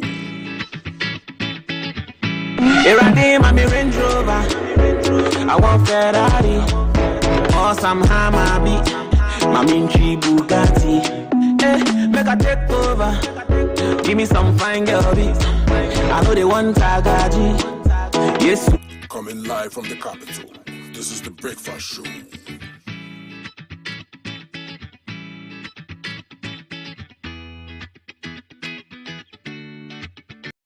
morning, my neighbors. Good morning. Good morning, everyone. Good morning. It's a good morning, and we serve you breakfast. Not just any breakfast. Sizzling healthy. A la carte. Yeah, all the time. Okay, let's take a peek. I brought my spine. There are certain things that we do to help the children with their brushing. And there's much more on offer on GTV Breakfast. You want it served buffet style? On-site restaurant. Complimentary breakfast? Off of your plate should be vegetables. So in my lifetime, I haven't seen Ghana Black Stars win an African Cup. Can I show? Can I show what is written on the box? Yes, definitely. Where's the camera? Just stand and turn. So what's your pleasure than Votras, yeah? At that time of the morning.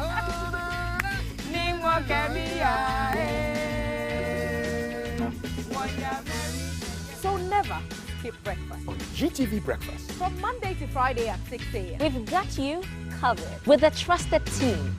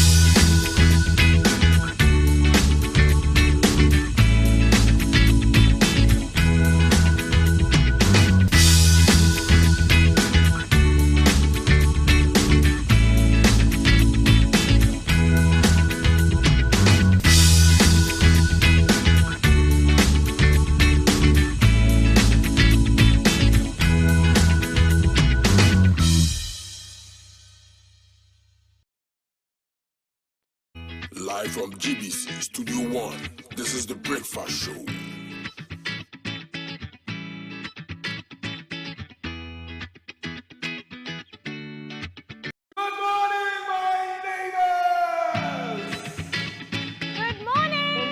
Good morning. It's a good morning, and we serve you breakfast. Not just any breakfast. Sizzling healthy. A la carte. And there's much more on offer on GTV Breakfast. So what's your pleasure than Votras, yeah? At that time of the morning. You want it served buffet style? Complimentary breakfast? On-site restaurant. Or room service? We've got you. Likely to be brought back to Parliament this week, the pressure group is proposing 3 conditions precedent before the passage of the bill. The group is demanding for legislation to mandate the government to publish the revenue from the E-levy and details of how the revenue will be dispersed. It also wants the full implementation of the income tax laws and an active roadmap that will double the number of income taxpayers pay yearly, and a renewed commitment by government to recover all monies declared by the Auditor General to have been misused. Will the government heed to these considerations before the passage or consideration of the bill?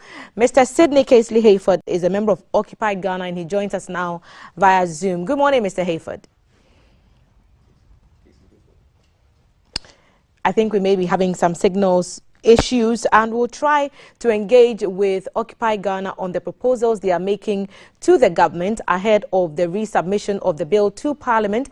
And we'll be talking to Mr. Sidney Casely Hayford, who is a member of that pressure group, to share his views on the matter. Remember, we are interactive across our social media platforms, and you can send your messages to us via WhatsApp number 055-5561-34, and we will read some of them out loud. What are your views on the E-levy or the next stage it is expected to take? We would love to hear from you. Grateful to our sponsors, Awake Purified Water and Adonko Next Level Energy Drink. Thanks also to Akusika Clothing for my dress this morning. Follow Akusika on Instagram at Akusika_clothing, and you can get something like this or more to wear. They have some new stuff coming in, amazing stuff. I saw something there on Instagram yesterday.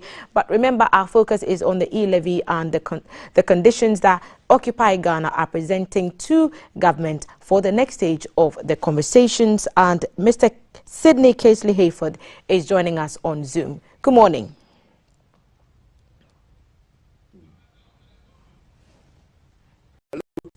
Yes, Mr. Hayford, are you with us?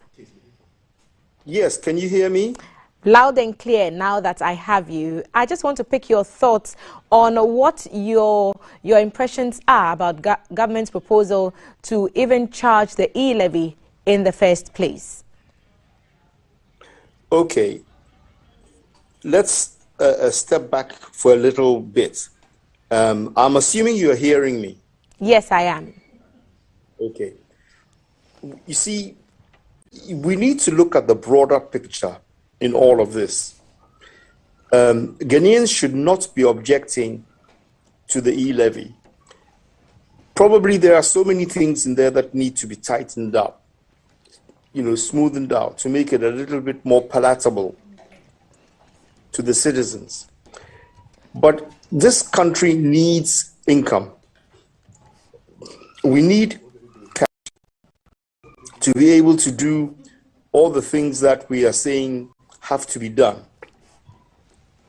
Ghanaians have grown sophisticated and very impatient, with so many of us who have traveled outside, having come back home. The demand on our governments to do what is necessary has become an issue. So we have to balance all this with our ability to be able to meet all these necessary development issues that we are doing. We can't keep borrowing money. There has to be a point in time when we stop borrowing money and we just carry on doing things that we need to do from our own internal resources.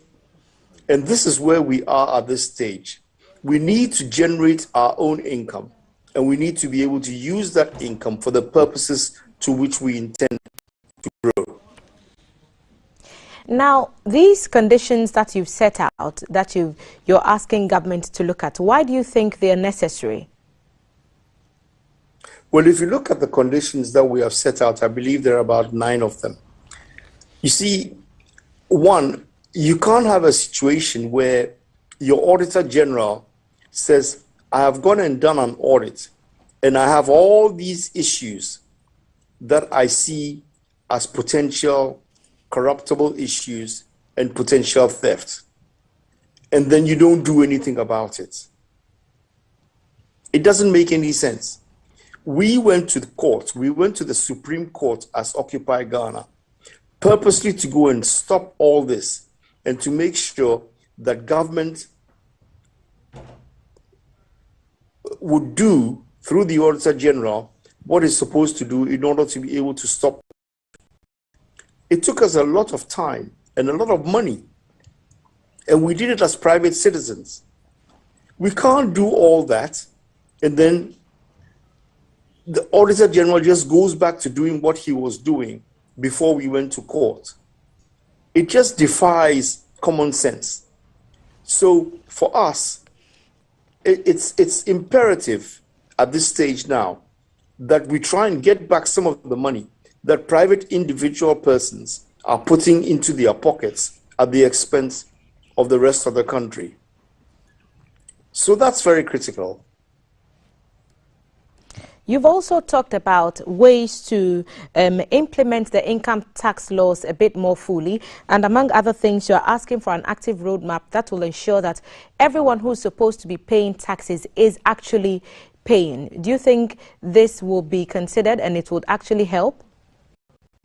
Well, it has to be. And I know that the logic and the reasons behind what the government is trying to do with the E-levy is to try and bring in all the extra income tax earners who are not contributing their fair share to the tax net. So particularly the informal sector of government is desperately trying to make sure, government is desperately trying to make sure that they contribute their fair share. 75% of potential taxpayers in this country don't pay income tax. They pay some value-added tax, and it is nothing. They pay some rates, it is nothing. They pay some market tolls and market fees, and they pay transport fees, but it is not enough.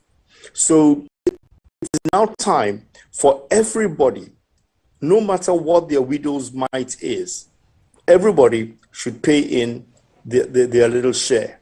And the only way you're going to do that is to streamline the income tax system so that everybody is income and a contribution is made towards the national office. So, Mr. Casely Hayford, it sounds like you support government's belief that the tax net should be widened, and your earlier submissions even suggest that the E-levy may be a viable tool to make that happen. So, is that why you think that the transparency has become necessary? Because it's one of the things that you're also calling for, demanding that government gives us how they are going to bring these monies in, how much they are going to bring in, and then how much they are going to disperse, even the how for these assurances.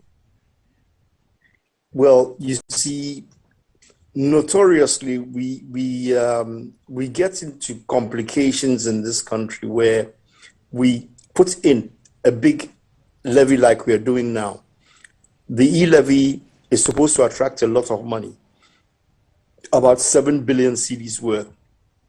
It's supposed to come in, which government wants to apply. That should not be on our blind side. It has to be transparent so that everybody will see that we went through this hardship in order to be able to do so much and so many things for the people of the country. It's an isolated money that we can put aside and that we can account for. So why shouldn't we do it? Why shouldn't we be transparent? And when I say we, I mean the government. Why shouldn't they be transparent enough so that we can all sit back, look at how the money is spent, and assess whether or not that money was properly spent or whether there's been wastage as usual? With the kind of Auditor General that we have now, our expectations are not very high that this Auditor General will do a good job and will be able to account for the monies as spent by government. So we are calling for it up front and trying to see whether we can push to put this levy into a realm where we will all feel comfortable that government didn't come up to us and tell us all these things that it's going to do with the levy, only for us to find that it never happened. So this is why we are pushing for that as well. But and to yes, call for a legislation, you're calling for something, a legislation to be passed. And I ask the question, other laws have been passed already. If you do not believe, like you're saying, that the rules will be followed, as in, for example, your suggestion for the income tax laws to be followed, that's a law that's already existing. If you do not think that's being followed, what are the guarantees that this new law that you're asking for, that will require government or that will demand the accountability that you're calling for, will be adhered to? There are no guarantees. But what it does is it gives us the opportunity, those of us who are in that space in the world, where we like to make sure that the right thing is being done, to at least have an opportunity and to insist that it be done. This is the whole reason why we initially went to court, and we had to go all the way to the Supreme Court to get the order to do what it was to do. We had to do this as a matter of importance, and we will continue doing it, which is what we are doing now. We've written to the Auditor General. We have asked him to disclose to us how much he has disallowed and how much he has surcharged individuals who have misused government money. We have written to him. It's been over nearly 3 weeks now. We've asked him to give us a reply, and we demanded the reply within 7 days. I think we're having some issues there with the signal. We are talking to Mr. Sidney Casely Hayford, a member of Occupy Ghana. Being done. Look, before we vote on this matter, can you hear me? We were losing you for perhaps the last 30 seconds or so of that submission. You were talking about not getting a reply to the communication that you had sent across.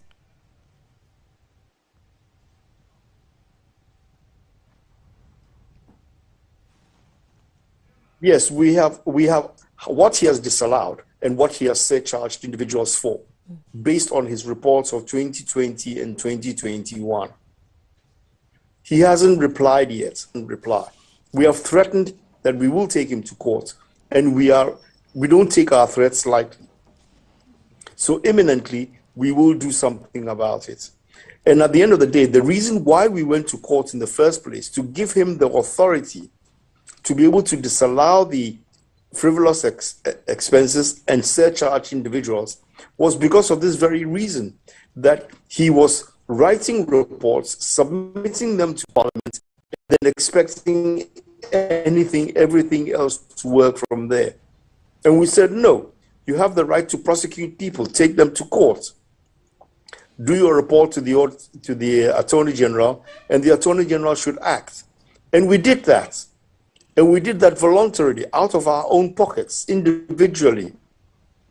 We put the money together to be able to file the case at the Supreme Court. And we don't see any reason, none whatsoever, that after doing all that work and giving him all that power, he should now turn around and go back to what he was doing before we took him to court. Doesn't. Hello? Yes, Mr. Casey Hayford. So we are hearing you. You're seeking broader Did you hear all that, or did you lose me somewhere? We heard you. You're saying that the loopholes should be plugged, essentially. Absolutely. Yes, they have to be plugged. I think the signal is still acting up a little bit, but I just want to ask your considerations or what you think of the whole process, how it's been handled so far. Government has been on an active campaign trying to explain what the E-levy is supposed to be and what it's not supposed to be. What are your thoughts on how those engagements and consultations with stakeholders have gone on so far? I think government could have done better. And if you read what was proposed initially, I think there are still a lot of loopholes and double taxing and everything else. Many people didn't understand that this was a transaction tax, that you are paying the tax on the transaction you undertake, not on the value. It's a bit of a novelty, and it has to be categorized and explained properly. So I think now that government has woken up a little and it is trying to do that, the bill that will come finally before Parliament for discussion should be a lot clearer, and a lot of issues would have been tightened up. It hasn't done well so far, and I hope that they are going to sit back and listen to everything that everybody is saying and do something about it.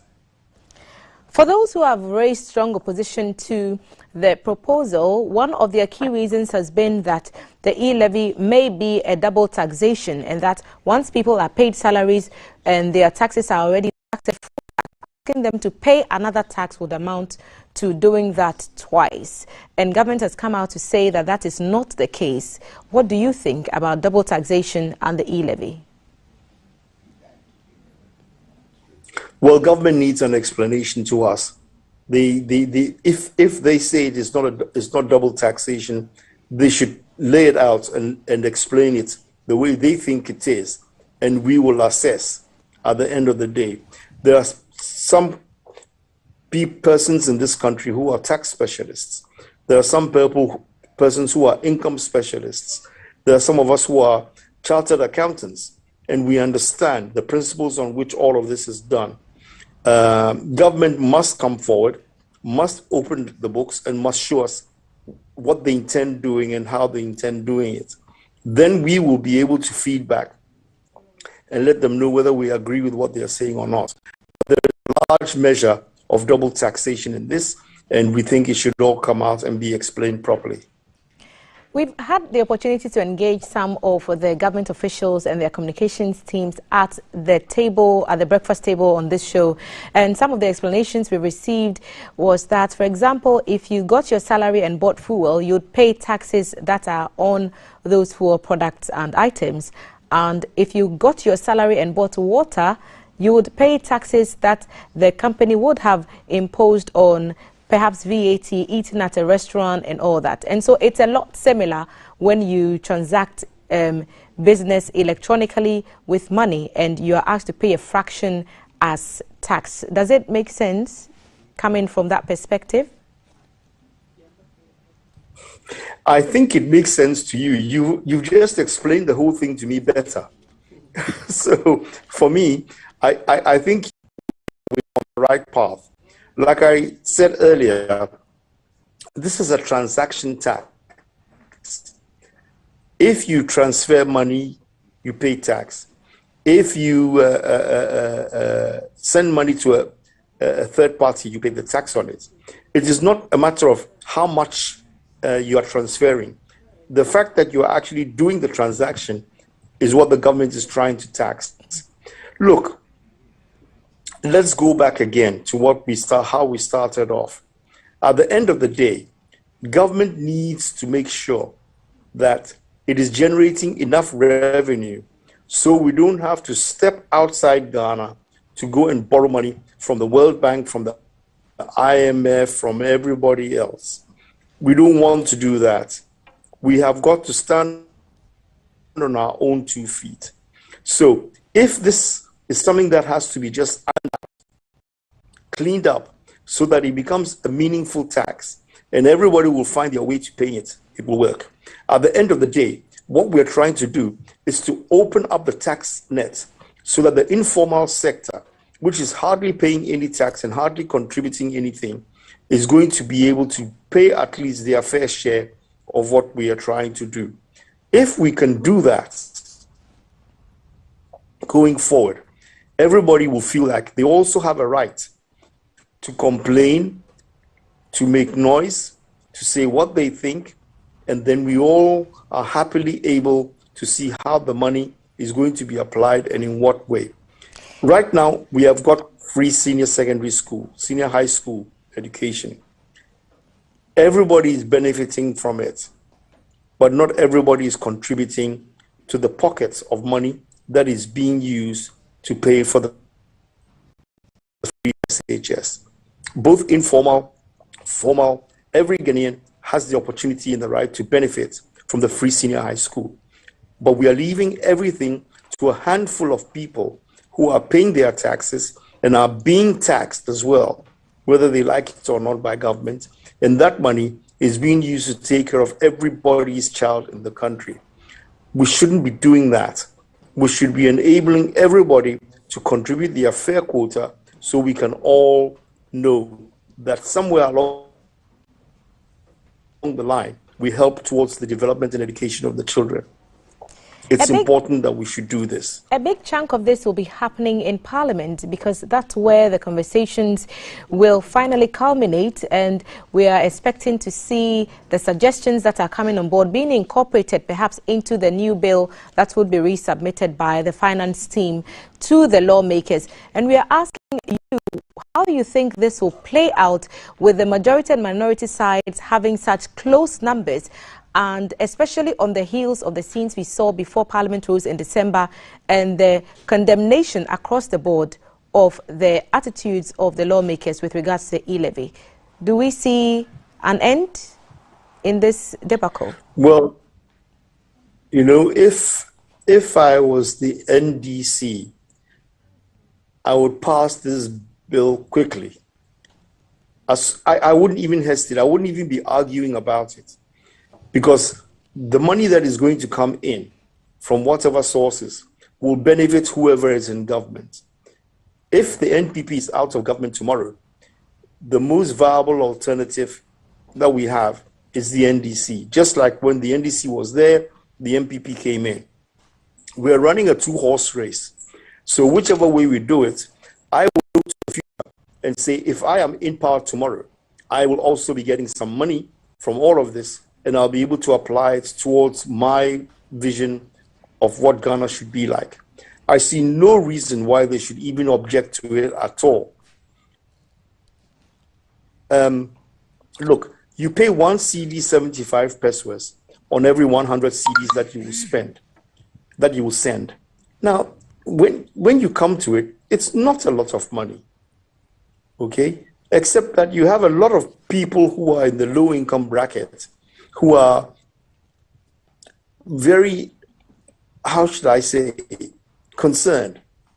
But like anything new, when you start, it looks out of proportion. When you start doing it and you start paying the taxes, you will come to grips with it, and we will live with it. We have close to 20% levies, which we charge in various forms. I think we've listed them all in the press release. 20 different taps, and we need to be able to eliminate some of them if we can. If we can put one levy together, that will give the government enough room to be able to change all of this. That's what we should do. And that's how I think Parliament should be thinking about it.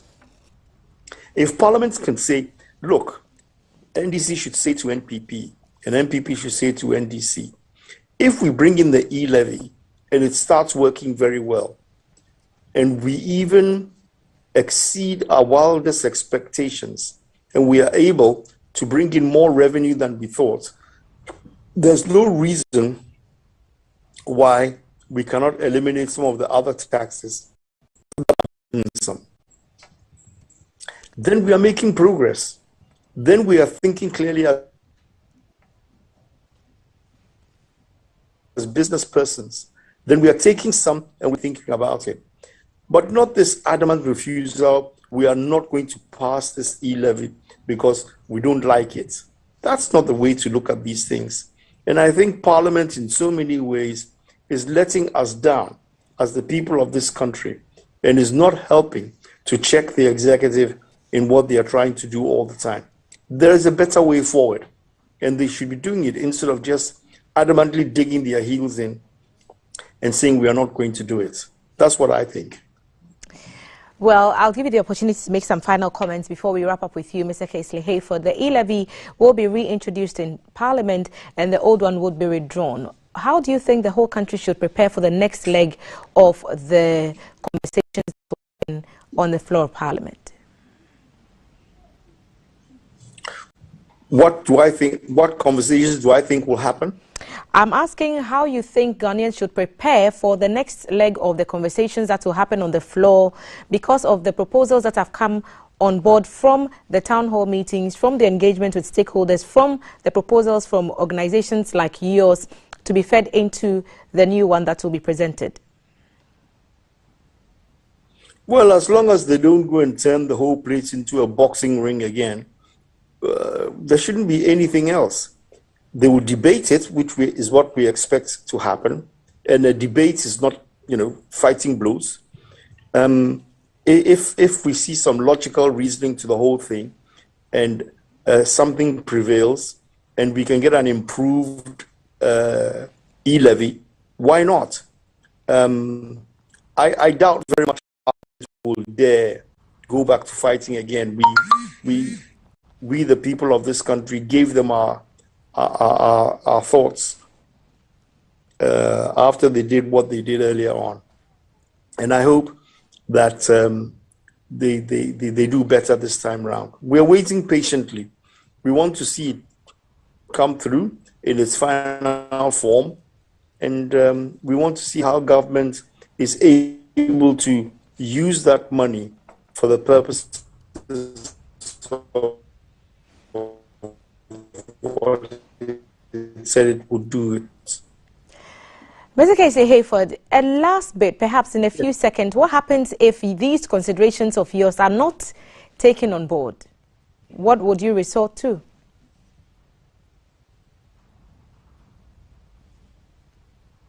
Oh, these are suggestions.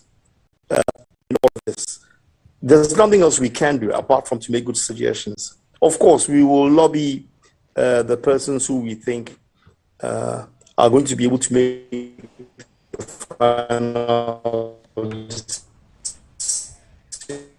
decisions. And that's about all on that. I can't go to court on this except to challenge the bill when it comes out. If we don't like the content and we don't think it has gone in the right direction, we will lobby Parliament and we also see and take. But apart from that, suggestions in good faith from citizens of the country, that's about all we can do.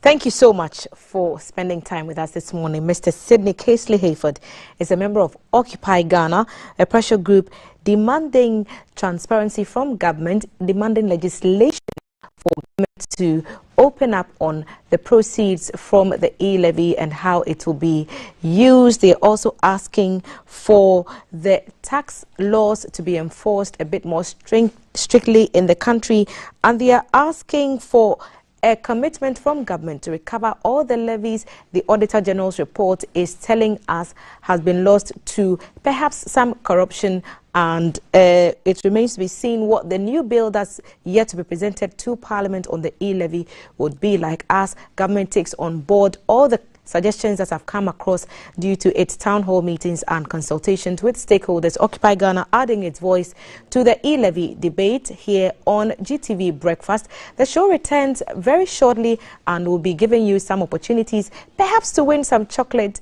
And if you haven't done so already, stay with us. After the break, we'll be back to keep it all in-house, and we'll be back after the break. Live from GBC Studio 1, this is the Breakfast Show. Live from GBC Studio 1, this is the Breakfast Show.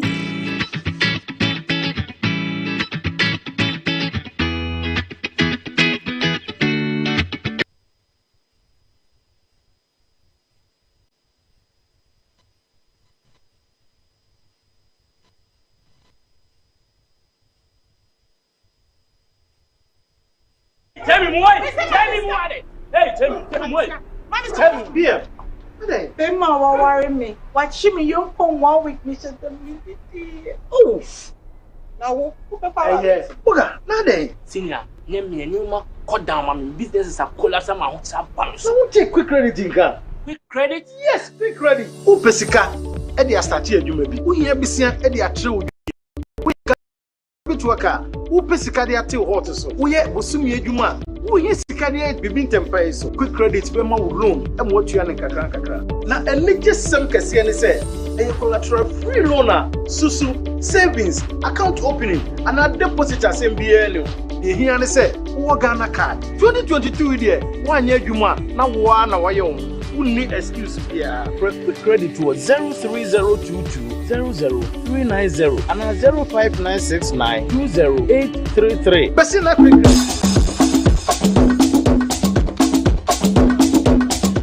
This is the Breakfast Show.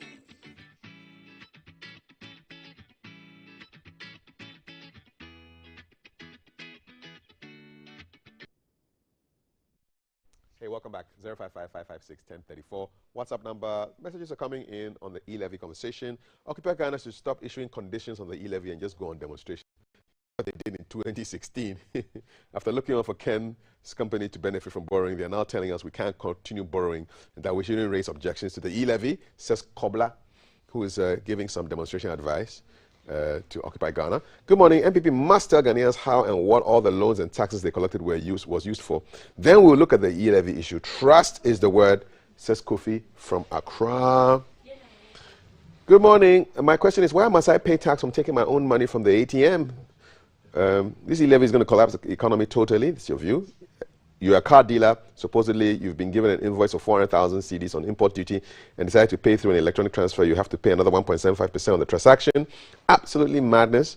The only thing about this E-levy is to enslave Ghanaians. That's your view. When they were at the table, said they were not going to charge ATM transactions. Okay. So that bit, I can say what they have passed on, information they passed on to us. Thanks for that, Yep. Thelma. E-levy is a domestic generation funding source, far better than IMF credit facilities and other grants. So Ghanaians must embrace e-levy. It's not a double tax, but it's an indirect tax, and it's an optional means of transfer. So that's one message there. Good morning. Well, we're talking about some vegetables here, but you're just making me hungry. I don't know what it's all about, but I'll check it out. With the e-levy, you are taxed on the product or service you go for, as well as the mode of payment through which you get the item. Double taxation, hashtag. This is a challenge. In turn, persons who do not use that mode of payment tend to avoid the tax. Yes. The 200 CD fuel example I gave last time. You buy fuel for 200 CDs, you pay cash. I buy 200 CDs, I use e-levy, Momo, and then I get taxed. It's the same restaurant explanation. You pay cash at the restaurant, you don't pay e-levy. But if you choose to use an electronic means of payment, you attract the tax. And then, so we're supposed to be encouraging Momo and digitization. So you want e-transactions. So e-paid or e-taxed. Still, we have the issue of losing out of the loops in our tax payments. So room for tax avoidance. This needs more consultation to harness more funds. Oscar Glagan from Oblogo News site. Good morning, Thelma. E-levy is an advanced mechanism put in place to collect tax, which is good. They should also put a mechanism for social accountability. You know what Glagan means? It's a beautiful word. Glan is a jaw, and Gan is big, so big jaw. I'm sure it's a proverb that ended right there. Our MPs have let us down in this entire e-levy brouhaha. We expect them to put things right. When the new bill is brought up in the House, they should put all differences aside and dialogue extensively to arrive at a reasonable consensus. They can do better than what we've so far seen from them. Ghana first, says Prince Christian Boy. All right, okay. Where art thou? Ernest K. Sade, a.k.a. Christian Boy. On the issue of e-levy, I prefer they use the phrase multiple taxation instead of the phrase double taxation. The accountant has a different view on the meaning of what double taxation means. You to me, the non-accountant, but I trust your words. So those are your comments. 055 556 1030. 4. Okay, so we're ending early because we're going to be switching over to the Public Accounts Committee, and I urge you to watch those sittings because you see where all your money is going. Charlie, people, they swear money. And then they become very humble when they come and sit in front of Mr. Abeji and his friends. Very, very humble, you know, and he blasts them, and then they're all very humble. Charlie, you can't chop government money like that. There was one guy who was owing 200 CDs, he's bedridden, and the person who was supposed to account for the 200 said his next line of action is to send a message to SNIT so that they take the 200 from the man's pension. And I'm thinking, oh, brother, the guy is bedridden, but you're still going after government money. 200. Yeah, 200. Yeah, so that's coming up pretty soon on the show. Back to you, Thelma and Valerie. Thank you, Kat, for those messages. We'll be wrapping up very, very early, but Occupy Ghana is saying that they are just making suggestions, and if the government does not take them on board, they can only rally around support that they get from members in Parliament to try and get some of the things they are asking for into the bill. And so we'll see what those new terms would be when the finance team presents the new bill to Parliament, and we'll see how much of the consensus has been put into the ones that they will submit for approval into law. Okay, so Kaf, yes. It looks like e-levy will be passed regardless. Okay? So where does the conversation begin and end for those young entrepreneurs who are now doing all their businesses online? Wow. So now, will there be maybe cutbacks on their taxes?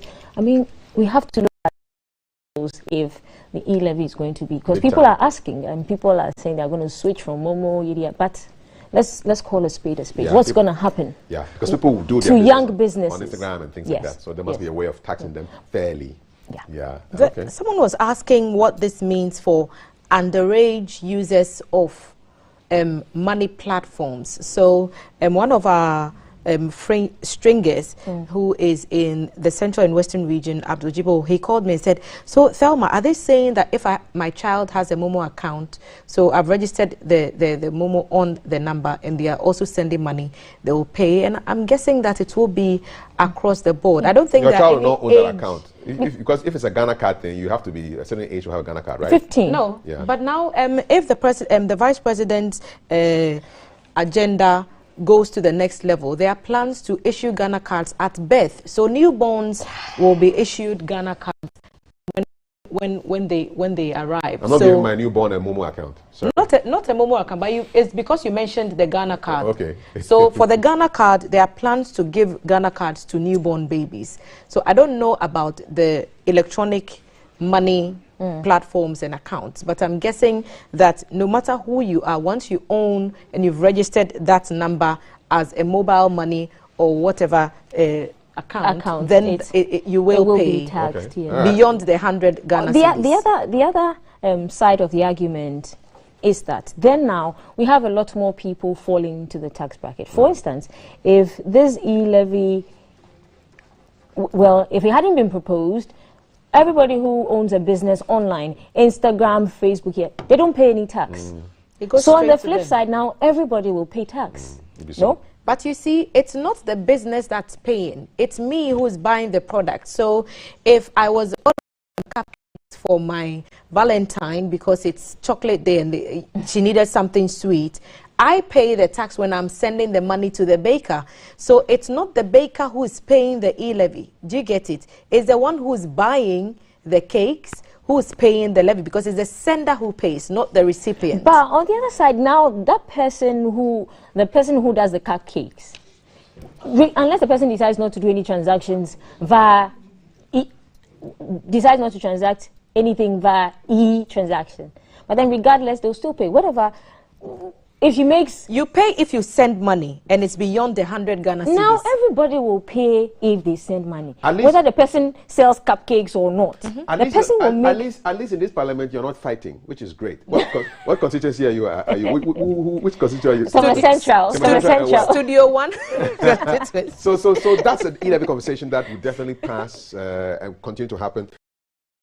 Two shout-outs. The first one is for Mr. E.L. Asiedu, formerly of Ghana Post Company, Deshe 1980 year group of Ukwas, and a congregant of the Trinity Methodist Church, Medina Estate, 62 years old today. Happy birthday to you, Mr. E.L. Asiedu. And today is the birthday of Dr. Papa Kwesi Ndum, former flag bearer for the CPP and for the PPP. Happy birthday, sir. I'm sure you feel so proud of all your achievements and all your children who are doing great. There was one of his kids. Dr. Indum, fighting cancer in America. But hey, happy birthday to you, Dr. Indum. From all of us here at GTV Breakfast, I want to say, may God bless you now, may God bless you now, may God bless you now, may God bless you now. Oh, another birthday shout to my godson, Cledwin Okanta Ankara. Claire, Auntie loves you. How many godchildren do you have? Like 25 at the last count, but it's Cledwin's birthday. He's a morning after Valentine's Day. I love you. All right. So, we love you too. Kisses or no kisses. We love you. All right. And that's how we wrap up. We'll be back again tomorrow with more on The Breakfast Show. Remember to set the dial to 5 to 6, and then we'll open and we'll start with the news, which is getting great reviews. You should watch our reviews on Facebook. Follow our social media handles as well, and we'll be back tomorrow to do it all over again. Bye-bye. Bye. See you. See you. And I will let you know what's in my mind. So if you both know what's in we define, straight to the point, make we know it's a time. Say you don't need to the book, you don't need to the phone.